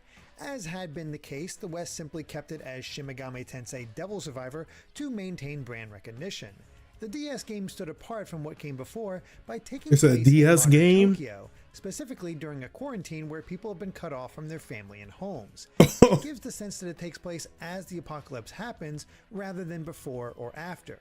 The story focuses on the protagonist and his 2 friends who are given a device known as a comp by his older cousin. Yeah, a DS? While trying to figure out what the comps do, an outbreak of demons forces the Japanese government to quarantine the city. Who does this art style? This art style is mad familiar. Inside. This survivor mentality gives rise to vigilantes who attempt to fight the demons while preying on you will know soon. You will know Mara greatness outbreak and protect each other as best as they can.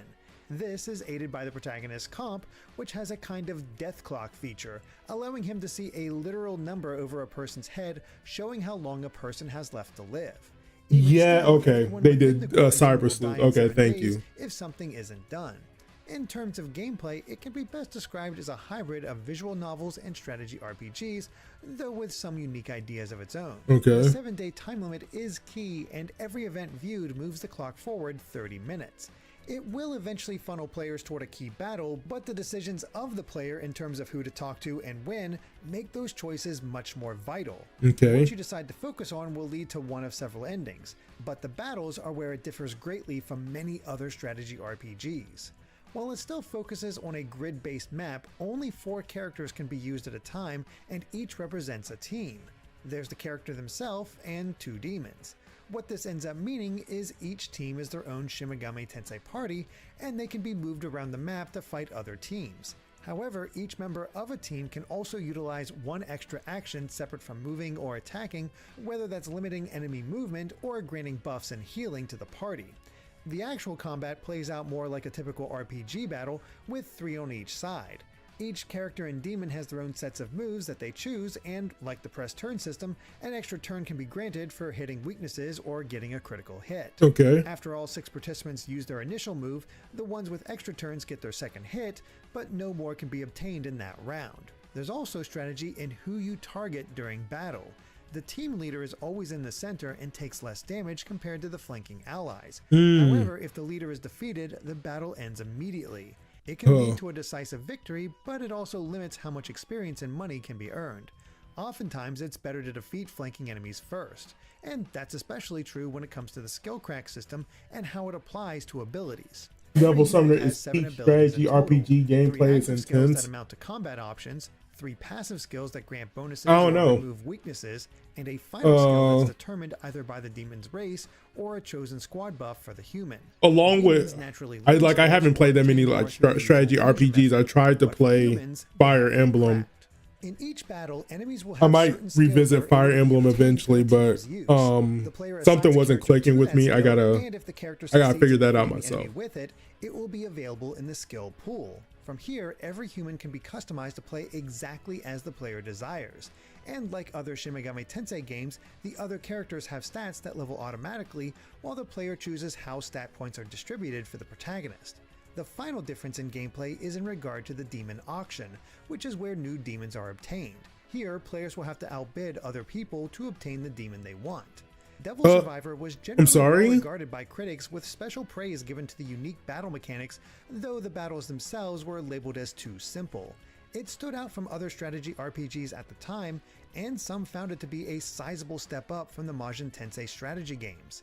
It was the 3rd best-selling game in Japan on the week of its release, and would even receive an enhanced version on the 3DS. Ooh, I want to see what the 3DS version looks like. To release on the DS in 2009, and unlike Devil Survivor, Shin Megami Tensei Strange Journey was part of the main demonic series. eBay. However, it is completely separate from the storylines of the previous games, opting to appeal to an international audience and take inspiration from a different genre of science fiction. The story takes place in Antarctica, where an atomic collapse suddenly occurs.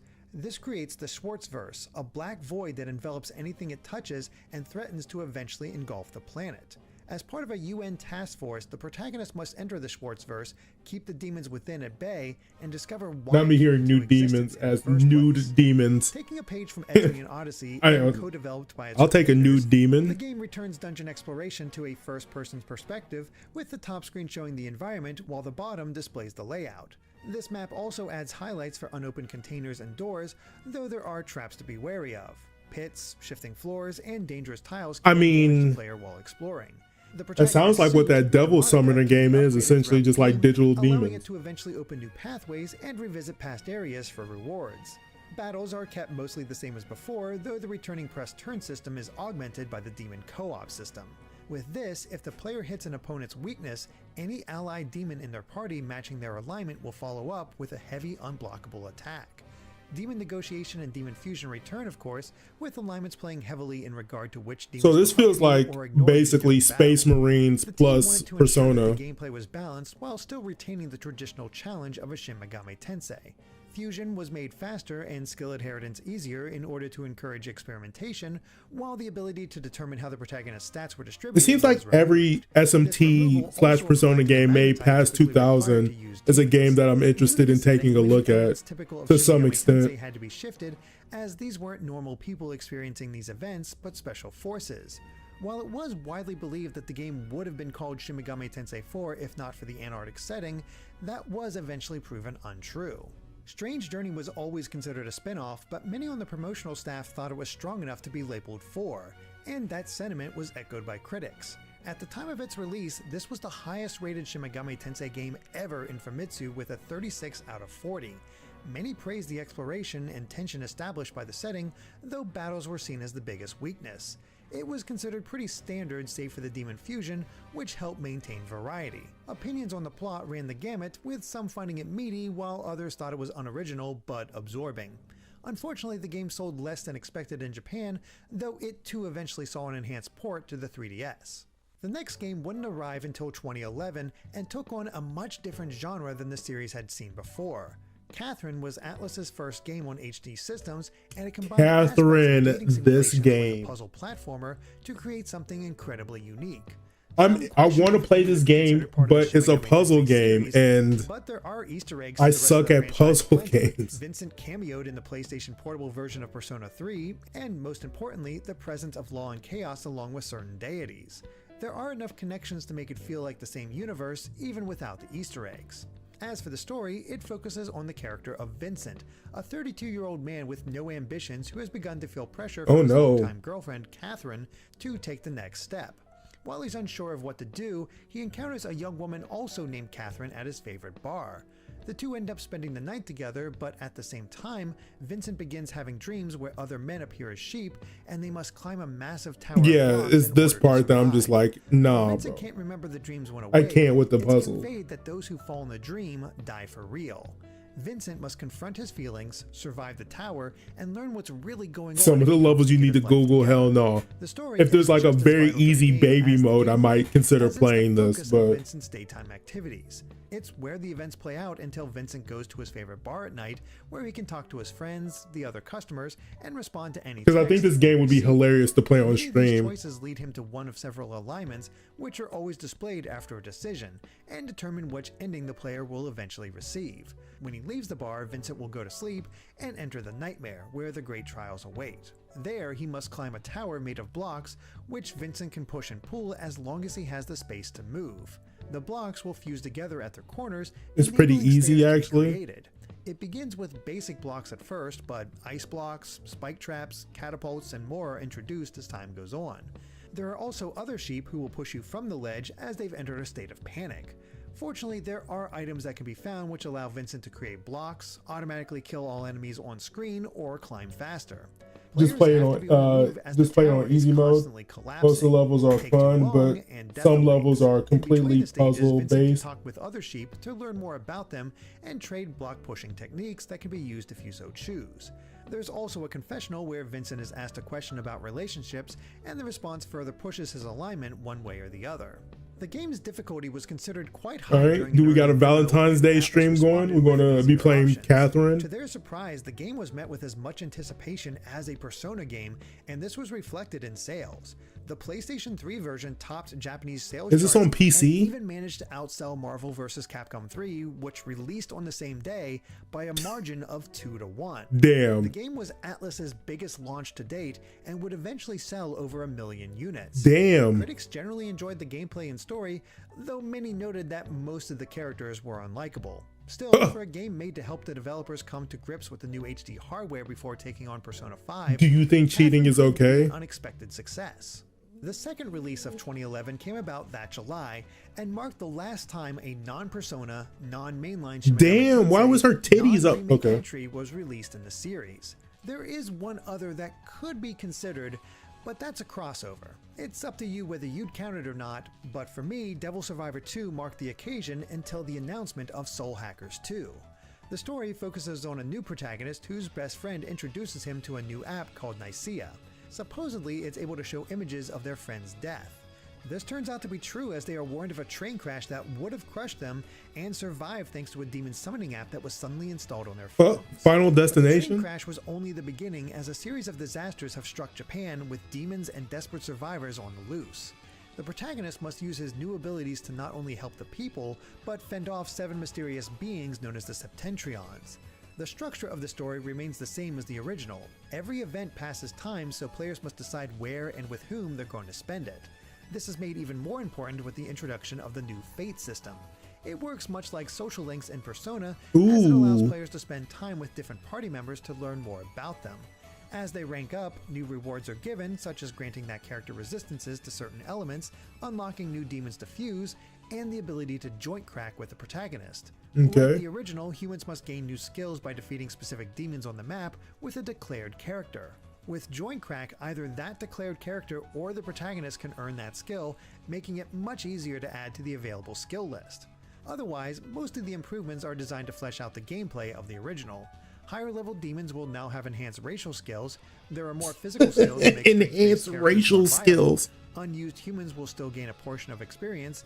The demon compendium is available so players can easily resummon demons, and add-ons can be obtained that further enhance demons during fusion. Critics generally enjoyed the gameplay enhancements, though some found Devil Survivor 2 notably harder. The cast was considered more likable, helped by the Fate system, though it was noted that the choices during these moments made it feel more like a dating sim. While not a massive improvement over the original, it refined what was established. And that brings us to the era of Persona 4 spin-offs, and it all began with 2012's Persona 4 He said Arena, era, a fighting game taking place 2 months after the events of the original game. The protagonist, now given the official name of Yu Narukami, returns to Inaba during Golden Week to reconnect with his friends. But soon after arriving, they begin hearing stories of the return of the Midnight Channel. Bro, some of the girls in this game, oh wow. Their friends have gone missing, and the TV world has been transformed into a fighting tournament called the P1 Grand Prix, where they must fight one another in order to proceed. Stranger still is that 2 of their friends are now acting as the host and commentator to the fights. Each character must now explore the TV world to find why the Midnight Channel has returned and rescue their friends. I would enjoy, games, but the story is split between the playable characters, with each providing another piece of the puzzle until it culminates with a final story. There are 13 playable characters. Persona 4 had like 4 games, I think. So that means 5 will have 5 games. Fans and 2 original. Developed by Arc System Works, the game is largely built on their Blaze Blue engine, though many of the elements have been streamlined.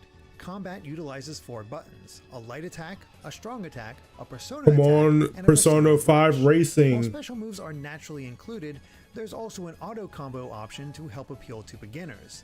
Although 2 buttons are dedicated to personas, they're typically more passive in combat, only appearing for an action before disappearing again. But this is important because any hit while the persona is out will result in the loss of a persona card. If all the player's cards are lost during the fight, a persona break occurs, barring the use of persona abilities for a time. There's also defensive Persona party game actions which act as reversals. Danganronpa did that shit. They did like a Mario Party thing. Heal a portion of health, as long as the player isn't hit while the health bar is blue. All-out attacks have become all-out rushes in Arena, which can knock the opponent away or launch I used to play this game all the time because I really love Blaze Blue. Advanced maneuvers. Players also not knowing a single goddamn thing about what's going on. The white-haired guy was my favorite character. And unique specials. Finally, there's Bursting, which breaks an enemy combo, refills the SP gauge, and unlocks even more specials. Critics loved the sprites, feeling they took the next step from other Arc System Works fighters at the time, and fighting system, with many finding them easy to pick up while still incorporating much of what makes Persona unique. Less favorable was the story mode, which was derided for its slow pace and lengthy dialogue. Existing fans would enjoy it, but newcomers would find themselves bored. That didn't stop it from being a sales success though, as it outsold all other fighting games at the time, guaranteeing both a sequel and more Persona 4 spin-offs. But before that, there was a more significant release.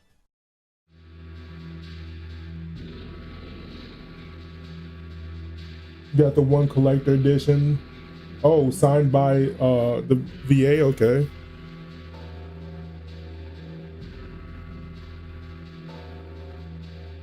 May 2013 marked the launch of the next mainline entry, Shin Megami Tensei 4, 10 years after the release of My friend would not shut up about this one specifically. Immediately after Strange Journey finished, due to the demands of longtime fans. It was quickly decided it should be released on the 3DS for player convenience, though after such a long gap between games, there was conflict between the teams. The ex-holding girl was probably my favorite of P4 Arena. That Shin Megami Tensei was a bitter series, while the junior staff felt there should be some sweetness to it. In the end, both aspects were implemented in the areas that those developers were working on. Whoa, what is that? A major goal amongst the entire team was recapturing the punk feeling of the original Shin Megami Tensei. To that end, Shin Megami Tensei 4's world is completely separate from previous games, taking place in the Eastern Kingdom of Mikado. The protagonist, named Flynn, is undergoing training SMT to become a 4 samurai. fun. The warrior is able to fight and control demons Have a while protecting walkthrough the ready. kingdom. After passing the test, Flynn and the other new recruits learn of someone calling themselves the Black Samurai, distributing cursed books to spread knowledge, causing some residents to turn into demons after reading them. The samurais put down the chaos and give chase, where they learn the truth of their world and must decide what to do next. Okay. Rather than the first-person perspective of Strange Journey, 4 returns to the third-person exploration of Nocturne. Like the recent Persona games, enemies can be seen walking around and preemptively struck for an advantage in battle. These battles still occur in first person, fighting alongside up to 3 demons and an AI-controlled human who provides support. Okay. The press turn system returns once more with the added wrinkle of the smirk status. When smirking, that character will do more damage, eliminate their elemental weaknesses, and increase their dodge chance. Demon negotiation and fusion have been slightly tweaked, as both now grant experience points for the player. It's also possible to choose which skills carry over after fusion, and a first for the main series. Labrys is Once a demon has learned all of its available skills, they can the robot girl skill set, though there are limitations such as no passive abilities. However, if he already knows a skill that will be passed over, it will automatically grow in power and lower in magic cost. Each level also grants Flynn app points, which can massively change the game to your playstyle. If you want to fuse demons and fill out the compendium, there are apps that reduce the price of resummoning registered demons. If you want to stick with the same demon team, there are apps that increase their stat gains when leveling up. There's even a recommended fusion feature, as the developers had noted that newcomers weren't actually using fusion. All these changes were made in an effort to combat the image the series had garnered as extremely challenging over the years. Despite that, the game was still considered difficult, especially in the early hours, with easy mode only unlocking after repeatedly dying. It is possible to pay the in-game money to avoid a game over, but it is massively expensive, making it a questionable option. Shin Megami Tensei 4 ended up selling well in Japan, becoming the 30th best-selling game of the year. The battle system was near universal. I mean, that doesn't sound good. 30th. Difficult intro and various spikes. The allowances for newcomers were seen as a welcome change. Everything else about the game was a more mixed reception. Overworld navigation was considered difficult to follow, and the story was hit or miss, especially when it came to the characters. Most were considered forgettable, merely there to represent the moral alignments that would lead to the multiple endings. It's a shame too, as this was the first mainline Shin Megami Tensei game to feature full voice acting. Still, its return was seen as a success. The end of 2013 saw the release of Persona 4 Arena Ultimax, a sequel to the original that expanded and refined its gameplay. There are so many of these games, you guys. To leave it open enough that a sequel could bring it to a proper conclusion. With the success of Arena, Ultimax would quickly enter production. Low-key, I can legitimately just play all of these games for the rest of my life, and that's it. Already back on the air, as it broadcast an announcement for the new P1 Climax tournament, followed by a visual of figures from Persona 3 being crucified.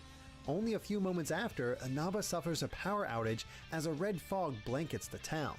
This causes elements of the TV world to seep into the real world, while parts of Inaba become replicas of locations from Persona 3. Whereas Arena's story was split between the playable characters, Ultimax streamlines things by featuring episodes. Episode P4 and P3 focuses on the characters from their respective games as they explore Inaba, try to rescue their friends, and learn more about their true enemy. There are 8 new characters in the game along with the original 13, bringing the total to 21. This includes Rize in her first playable role, 3 more characters from Persona 3, a brand new character, and 3 DLC characters. In terms of gameplay, there's a host of small changes and tweaks that improve the overall gameplay, but some of the bigger additions are the skill hold system, which is a special attack that changes properties the longer the weak attack button is held down. There's also the skill boost SP attacks that allows characters to perform an even more powerful SP skill at the cost of more SP meter. The Persona card system has also been tweaked so that each character has a different amount. If they have less, then they'll recover from Persona Break more quickly, and vice versa if they have more cards. Finally, there's the introduction of Shadow-type characters for most of the cast, which feature altered stats and access to a Shadow Frenzy mode rather than a burst. This grants the Shadows unlimited SP for a short amount of time, as well as more health. I'm guessing you're going to be playing Reload. Yes, I'm glad you asked. Yes, I am. Friday, expect a live stream. If there's no live stream, expect a video of some sort of the first part of Reload. Every character was of particular note, with the game still looking impressive. It was considered a high watermark in Arc System Works' fighting game design at the time, and while its first week of sales didn't surpass the original, its eventual sales numbers did. Although, as I mentioned, Ultimax was designed to Are you doing the DLC also? Yeah, I'm covering everything. I'm locked in, baby. Like, this is... I'm addicted now. You guys, you fucked me up. I got addicted to this shit. Like, I just really fuck with Persona 5 a lot, but now I'm interested in looking at everything. The team worked together with the Etrian Odyssey team to combine the gameplay elements of both series. Oh, this one. To better fit the limitations of the 3DS, the supposedly the most underrated game ever. With the aim to create a title for fans of the Persona series, which led to the crossover between Persona. Welcome to Hell? Oh no. The story, considered canon by the developers, can be started with the cast from either game, but they'll meet up eventually. The Persona 3 characters begin by making preparations to explore Tartarus. While its protagonist is visiting the Velvet Room, something odd happens and the rest of the party is transported within it. Not long after, the Velvet Room begins to fall as it's housed within an elevator. Still confused about what's going on, the party opens the Velvet Room to find themselves in Yasogami High from Persona 4 during a cultural festival. DLC However, monsters tend to be overpowered, and I want to go in raw low. The Persona 4 cast begin at their own cultural festival, where their Velvet Room attendant invites them into a fortune-telling booth. But upon leaving, they find the school has changed, and a clock tower that's been gone for years has suddenly reappeared. Like the other cast, the only way forward is through You in Wonderland. So I'm going to have to figure out how to play this specifically, because there's a feature apparently in these games While the stories are similar, that involves you tracing out a map or some shit. I don't know. Story events. The gameplay is a combination of the exploration of Etrian Odyssey and the battle mechanics of Persona. Persona 2 is fun, but the dungeon design in the in-game is actually nightmarish. This does not include the navigators from each game who offer their own unique support skills. The game is split between the high school and the labyrinths. The school acts as a base of sorts where players can heal their party, sell materials for money and to unlock new equipment, and perform Persona fusions. True to their name, the labyrinths are large mazes where players navigate in first person and must find a set of stairs in order to move on to the next floor. However, fully exploring a floor will cause a treasure chest to appear, making it possibly worthwhile to stick around. Players can also create their own maps. Yeah, that's what I was talking about. Mapping mode, the game encourages doing this manually, as the bottom screen's touchpad can be used to draw in walls and add icons to represent landmarks that make each revisit easier. The labyrinth not only features random encounters with shadows, but stronger enemies on the map known as foes. These are more powerful encounters that move when the player does, so careful movement is required to avoid their I gotta see how the emulator works with that. I might do a test one of the These allow extra personas, which are received randomly after a battle, to be assigned to the party, granting more health, magic, and a set of new abilities. This allows players to use the characters they like without having to worry about team balance in terms of elemental affinity. There's oh no, not team balance. Which is built up by the DLC persona you get tends to while boosted skills cost no health or magic for individual party members. While I mean, I might buy it, but I'm not going to use any of it till later, because I was told not to do that for Persona 5 Royal. So players must maintain the status by continually hitting weaknesses or criticals. The game was well received by critics, many of them enjoying the satisfaction of creating their own maps while taking in the excellent presentation, especially the music. While many felt the interactions between returning characters were fun, the new characters took a while to reveal their point and came across as flat until that moment.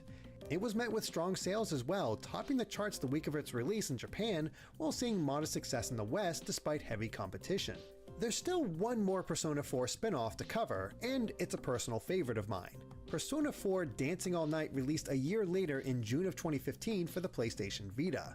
After years of praise for its music, it made a certain amount of sense to make a rhythm game.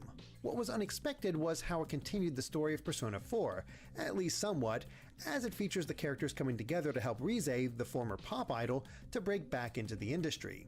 In order to give her encouragement, the rest of the cast will be backup dancers at an upcoming music festival, but soon learn of other idols going missing. Upon investigating, they discover a new world known as the Midnight Stage, which has brainwashed the idols. Unable to fight directly, sorry about that. Must save them by expressing their feelings. How did I like Royal? So far I'm only like Night is a rhythm game and doesn't stray too much from the established I finished the Madarame, or no, I finished the Makoto part. We're on there. I had to pause the game because a whole bunch of other stuff came out at the time, but I like it so far. In time with the music, with more complex combinations coming over time, including simultaneous notes, holding notes, and the scratch rings. The VODs are going to be uploaded onto my second channel. Stick at the right time. Lumen is alive. Doesn't break the score multiplier, but hitting enough scratch rings is required to enter fever mode, an opportunity to earn even more points as a second character joins for a short time. And that's pretty much all there is to it. Clearing songs unlocks more, along with money that can be used to buy new costumes and accessories for the 11 base game characters. There are 27 songs in total from across all of Persona 4 media, with many being new remixes. DLC was a big part of the Q games. You have to like draw out your own map. More songs, 3 more characters, and a host of new costumes and accessories. Most critics responded well to the game, enjoying the song selection, remixes, and style. The story was less well received as those sequences tended to drag and could take up a lot of time before the next song. Some felt there were better rhythm game options out there, but the game sold well enough that a sequel was greenlit immediately. 2015 had one more game in store, a crossover. Okay, this one I was the most interested in because it was Fire Emblem and Shin Megami Tensei. What style the game would ultimately emulate, it was decided that Atlus would handle development and were encouraged to create something original to the RPG genre. This eventually led to the decision to set the game in the modern-day entertainment industry and eschew many traditions of Shin Megami Tensei. The protagonist wouldn't be silent. There was a alright, so when we get to eventually when we get to this game, because I'm going to play this one as well. What Fire Emblem game should I play as like a? If any of you guys know, if any of you guys fuck with Fire Emblem, which Fire Emblem game should I take a look at before getting into this? Because I feel like I could just raw dog it and just like say fuck it, I don't know any of these characters or whatever, or anything about Fire Emblem, or I can do a little bit of Fire Emblem just to test the waters. Side stories were just as important as the main plot. Said story focuses on Itsuki Aoi, a young man who encounters his schoolmate Tsubasa during a talent event where she hopes to begin her career as a pop idol. Instead, something strange has come over the MC of the event who causes everyone there except Itsuki and Tsubasa to become listless. He then throws Tsubasa into another world called the Idolosphere. Itsuki gives chase and eventually awakens his Performa, allowing him to form a bond with Performa, not Persona, Performa. From there, Rasengan. Fortuna Entertainment, which both manages talent from multiple entertainment industries and combats the beings known as Fire Emblem Three Houses. It has the most compelling story in the universe. Okay. Plans. The game is split into chapters, with each chapter continuing the main story and introducing a new Idolosphere location. But in between are intermissions, which allows the player to spend as much time as they want doing side quests and learning more about the rest of the party through their side stories. Exploration within the Idolosphere remains typical to Shin Megami Tensei at this point, with Itsuki able to run around solving puzzles and choosing to either dodge enemies or strike them for an advantage in battle. Those battles involve a party of 3, with much of the focus on a new variation of the press turn system, session attacks. By attacking an enemy's weakness, it's possible for another party member to perform a follow-up attack, as long as they have a skill linked to the one used. This in turn may trigger another party member to follow up as well, creating a chain of attacks from massive damage. Of course, session attacks can be performed by the enemy. So it plays like it plays like Shin Megami Tensei. Also increase a character's stage rank, and with each level, more of their side story can be seen. Attacking also naturally builds up a special meter, which can be expended to use performance attacks. More of these are unlocked by completing the character's side stories, rewarding players for learning more about them. This also leads to dual attacks, where characters team up for even more damage. Aspects of Fire Emblem come into play through enemy weaknesses, which, along with elements, now includes swords, axes, lances, and bows. It's also possible to visit Tiki to power up the party through either Carnage Unity or Radiant Unity. God Hatsune Miku's in this game. You said say nothing less. Say nothing less. Say less. These not only increase their strength, I should say less. I don't know how to speak. That the character can eventually learn. Command skills are the different attacks, passive skills offer stat boosts, and session skills are what tie attacks together for session attacks. However, each character can only hold 6 skills of each type, though they can be powered up further if the skill is learned multiple times. Radiant Unity is unlocked either through story progression, clearing a character's side story, or increasing their stage rank. These permanent skills grant more health or extended session attacks. Although critics were split on the story, some found it too predictable and slow, while others enjoyed the over-the-top aspects and cheesiness, many felt there wasn't enough Fire Emblem representation to balance the crossover, though the battle system was almost universally praised. Oh no. It's generally considered one of the best games on the Wii U, but releasing on that system did lead to only modest sales. Only a few months later, this game made hardcore Shin Megami Tensei fans angry. Apocalypse was released on the 3DS. Rather than an enhanced re-release, the developers decided they wanted to see what they could do with the characters. I don't know, it looks fun. It looks colorful and bright. The story focuses on Nanashi, a demon hunter who was killed by demons. In the afterlife, a demon named Dagda offers to resurrect him in exchange for becoming a god slayer. Ooh. And that is meant literally, as Dagda desires Nanashi to kill every demon and god so he can remake the world. Okay. Nanashi's decisions from this point will sway the lives of those around him and the characters from the original story. The gameplay has mostly stayed the same, though there are a host of minor updates to the systems of the original.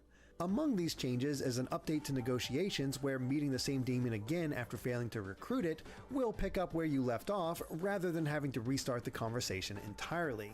Alright, that sounds fun. Where they will do more or less damage with an ability depending on their preferences. The Demon Compendium also marks whether a demon has been registered or not, and the overworld map was made easier to read. Dadga, my daddy. The critics appreciated these changes and refinements, especially the graphical improvements, though they also realized that not much was new beyond the story. Sales-wise, the game sold nearly 100,000 copies in its first week in Japan, half of what the original managed. So I'm not. So this is Shin Megami Tensei 4 Apocalypse. Is it like a sequel to Shin Megami Tensei 4? Seem paltry in comparison to the juggernaut that was about to come. Yeah, this is what got me into Persona.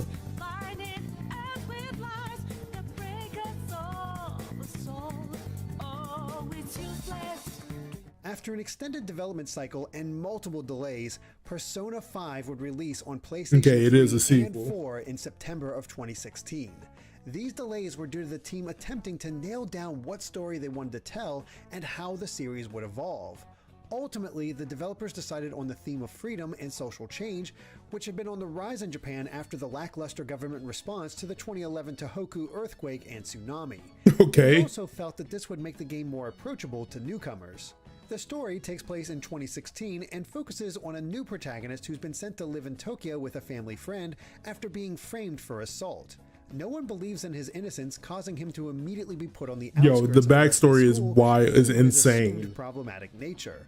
But as he begins settling into this new life, a mysterious app appears on his phone and eventually triggered by accident, sending him and another boy into an alternate world.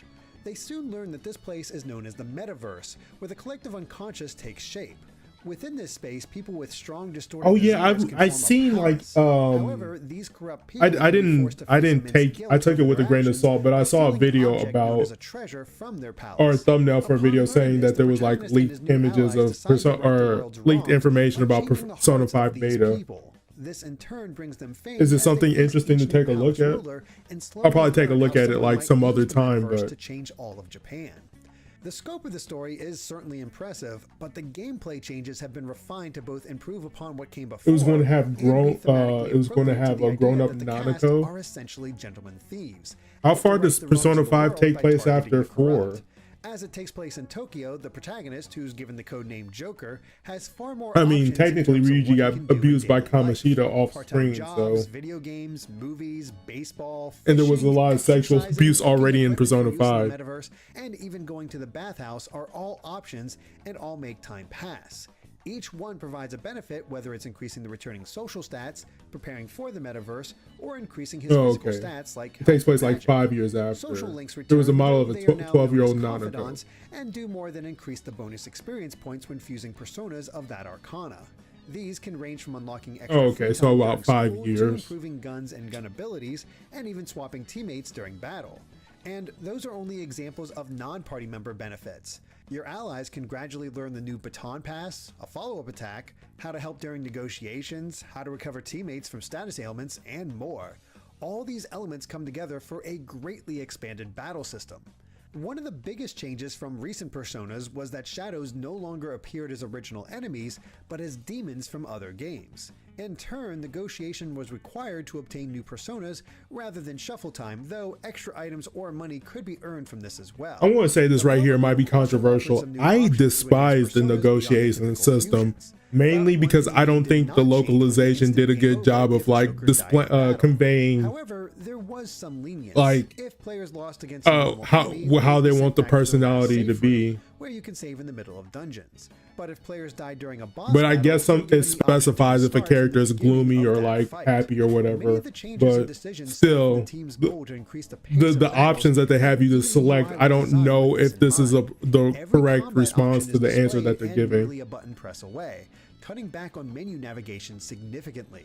Combat-wise, options have been expanded compared to Persona 3 and 4. Persona 5 was also going to be Final Fantasy 15 before 15. Type of gun, in addition to the melee weapon with weaknesses reflecting this. No, you got the Morgue bus, you got the Morgana bus. Again, as party members who have earned the baton pass ability can use it in those situations. When an enemy is knocked down, the option will appear.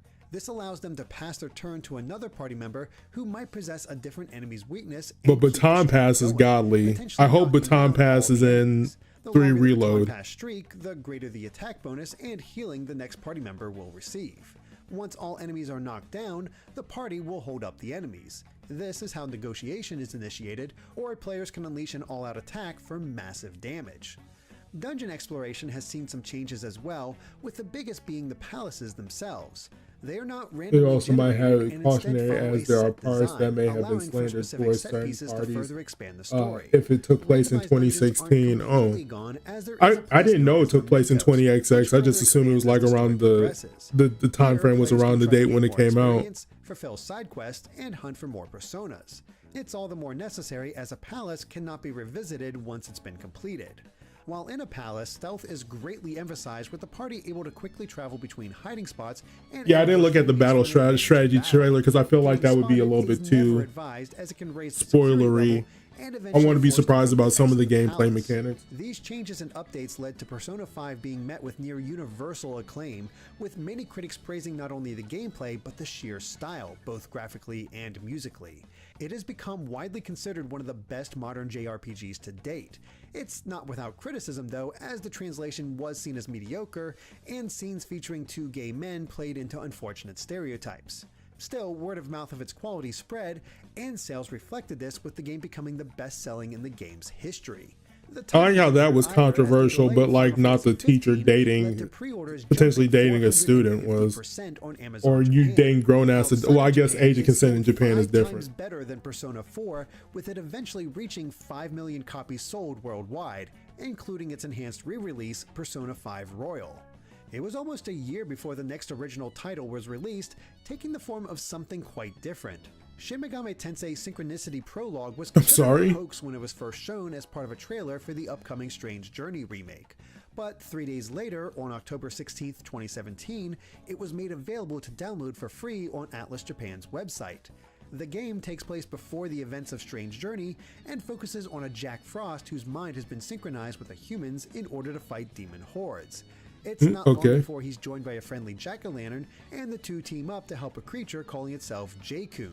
Their journey leads them to Black Frost, who holds a portion of J-Kun's human mind and must be defeated to save him. But this prologue is no RPG. It's a Metroidvania developed by Team Ladybug, who would go on to create Touhou Luna Nights and Deedlit in Wonder Labyrinth. Jack Frost and Jack-O-Lantern use their innate abilities to explore and find upgrades to prepare for greater did he freeze the water by... Frost is able to freeze enemies in water, while Jack-O-Lantern can melt ice. Okay. The game also includes elemental weaknesses and affinities for every character, and many of the upgrades allow the pair to obtain skills that strike at weaknesses other than ice or fire. Their immunities tie into boss battles where quick switching is necessary to dodge attacks of the opposing element, giving the encounters the slight feeling of a bullet hell. Oh, you're fighting like other demons. Characters level up and can shop for recovery items, while teleporters allow them to quickly travel around the map. The game was well regarded, but sadly was only available for 2 months, as Atlus removed it on December 24th, 2017. Am I still able to get that? 24th, 2018, as Persona fans were treated to both Persona 3 Dancing in Moonlight and Persona 5 Dancing in Starlight. Like Dancing All Night, these served as rhythm games based around the music of their respective games and filled with new remixes. The stories are much less involved than their predecessors though. The Velvet Room attendants in each game have heard of the success of Persona 4's group and decide to throw a dancing competition to see who has the better team. That's the story? The okay. Never actually meet, and instead the focus the Metroid is on Internet Archive. I think it has a fan translation. Cool. Costumes and accessories. Beyond the lack of a real story, the gameplay is essentially the same as Dancing All Night. Okay. The biggest addition was more aesthetic in nature, as the team decided to use professional dance models for the choreography. This wasn't done for the Persona 4 cast, as they were supposed to be newcomers to dancing with their movements kept stiff.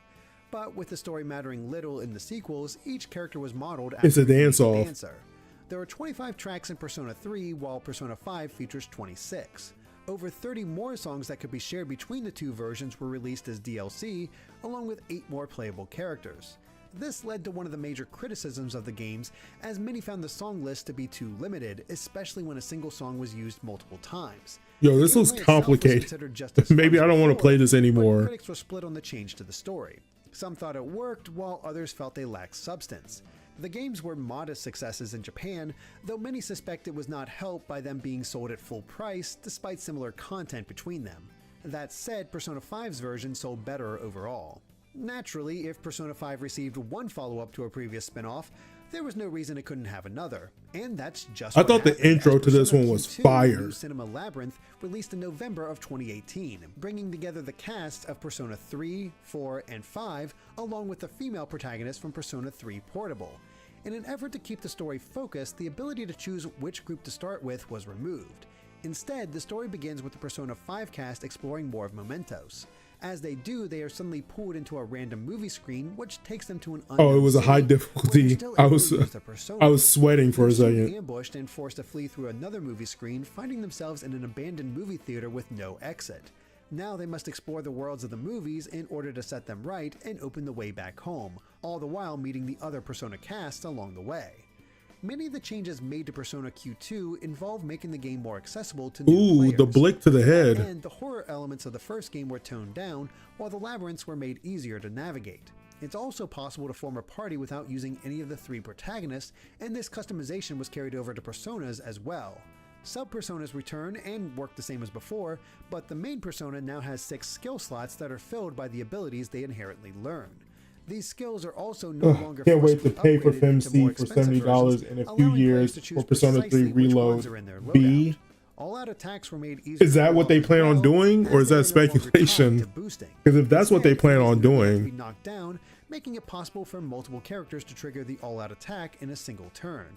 The game was well regarded by critics, with many feeling that although it may not convince newcomers to check out Etrian Odyssey type gameplay, it was a worthy send-off for the 3DS. After all, this was the last major release for the system in North America.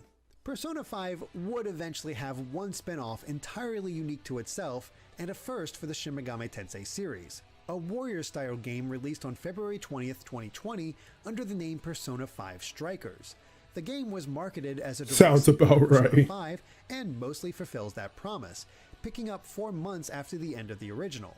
Joker, but like when Atlus milks it, like they milk it in a way that's good, like they make a whole new game like this, Strikers, but not just like a B-side to While buying supplies for the trip, they are given a passcode for Emma that somehow transports them to an alternate world similar to the metaverse, where they have access to the personas. Prominent persona leaker suddenly asked about expanding games with DLC for using release, and the police have named them the top suspects.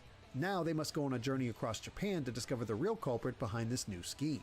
Rather than focus on massive battles like most Warriors games, road trip. Strikers adapts many of its gameplay elements from Persona 5 while giving the player more freedom to explore. Time no longer passes when doing activities, and it's possible to enter and exit the other world at any time, allowing the characters to fully heal or go shopping for more supplies. There are also side quests to discover. I don't know if where Joker can cook up food. If the same amount of people fuck with SMT as they did with Persona, I would much rather they just cycle between Personas and mainline SMTs like SMT 6, Persona 6, SMT 7, Persona 7, and switch it out that way. But they're generally spread out as the gameplay does emphasize stealth. In battle, the party is made up of 4 characters, though Joker is always required. The playable character can be swapped at any time, while the entire party can be interchanged outside of battle.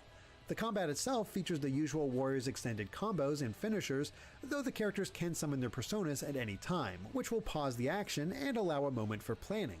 Naturally, as the personas level up, more skills become available. There's also a special meter known as Showtime, this looks where a fun. character can unleash a powerful special attack. Unlike Persona 5, negotiation isn't required to obtain new personas for Joker. P5 Strikers being a road trip type story was definitely reuse of the precursor story for 5. Confidants, Strikers introduces the bond system, which powers up the team as a whole by spending bond points.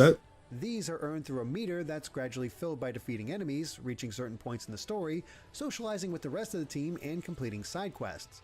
Once the meter is filled, a set amount of points is granted to spend or save.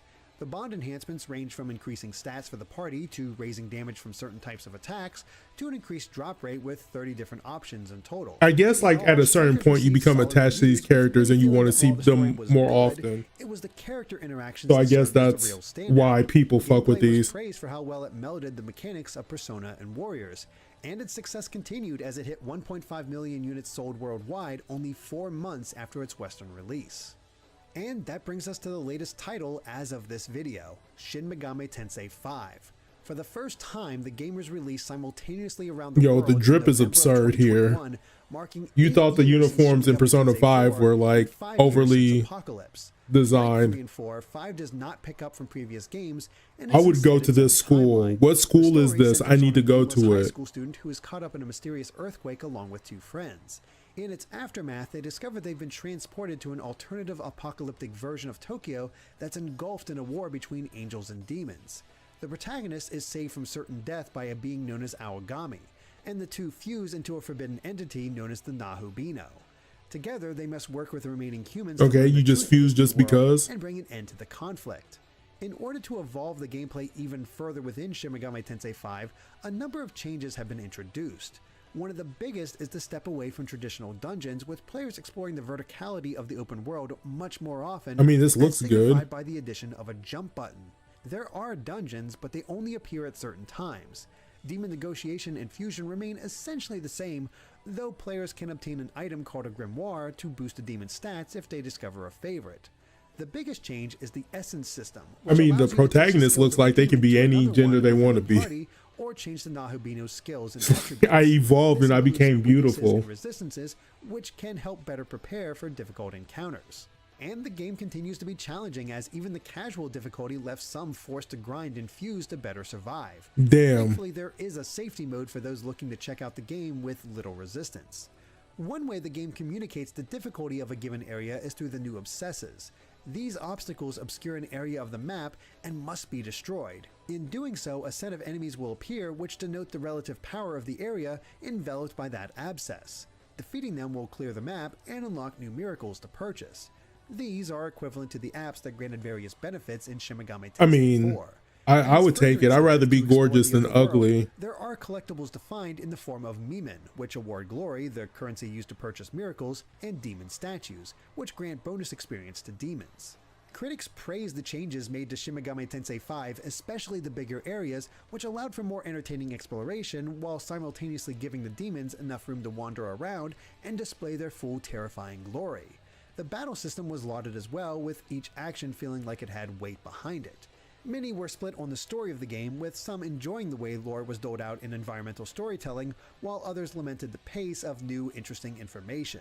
Most agreed that the characters were bland, once again acting more as examples of the various alignments. See, that's the one thing that I'm like kind of mad at. Over 1 million copies so far. That only leaves Soul Hackers 2, which is due for release worldwide on August 25th, 2022. How the game turns out is up in the air, but personally, despite no knowledge of the original Soul Hackers, the trailers pulled me in and inspired me to start this retrospective. There's a lot to this franchise, and learning it all has changed my perspective on it considerably. What it means to be a Shin Megami Tensei game is complicated. While the common elements can easily be identified, an all-encompassing title is trickier, as there's nothing equivalent to that in Japanese. Each sub-series is only Soul Hackers 2, ladies and gentlemen. Ways, and in some ways, Soul Hackers 2, the best Vita game Atlus has ever made. Yeah, Vita game is available now on the PlayStation 5 and Xbox Series X.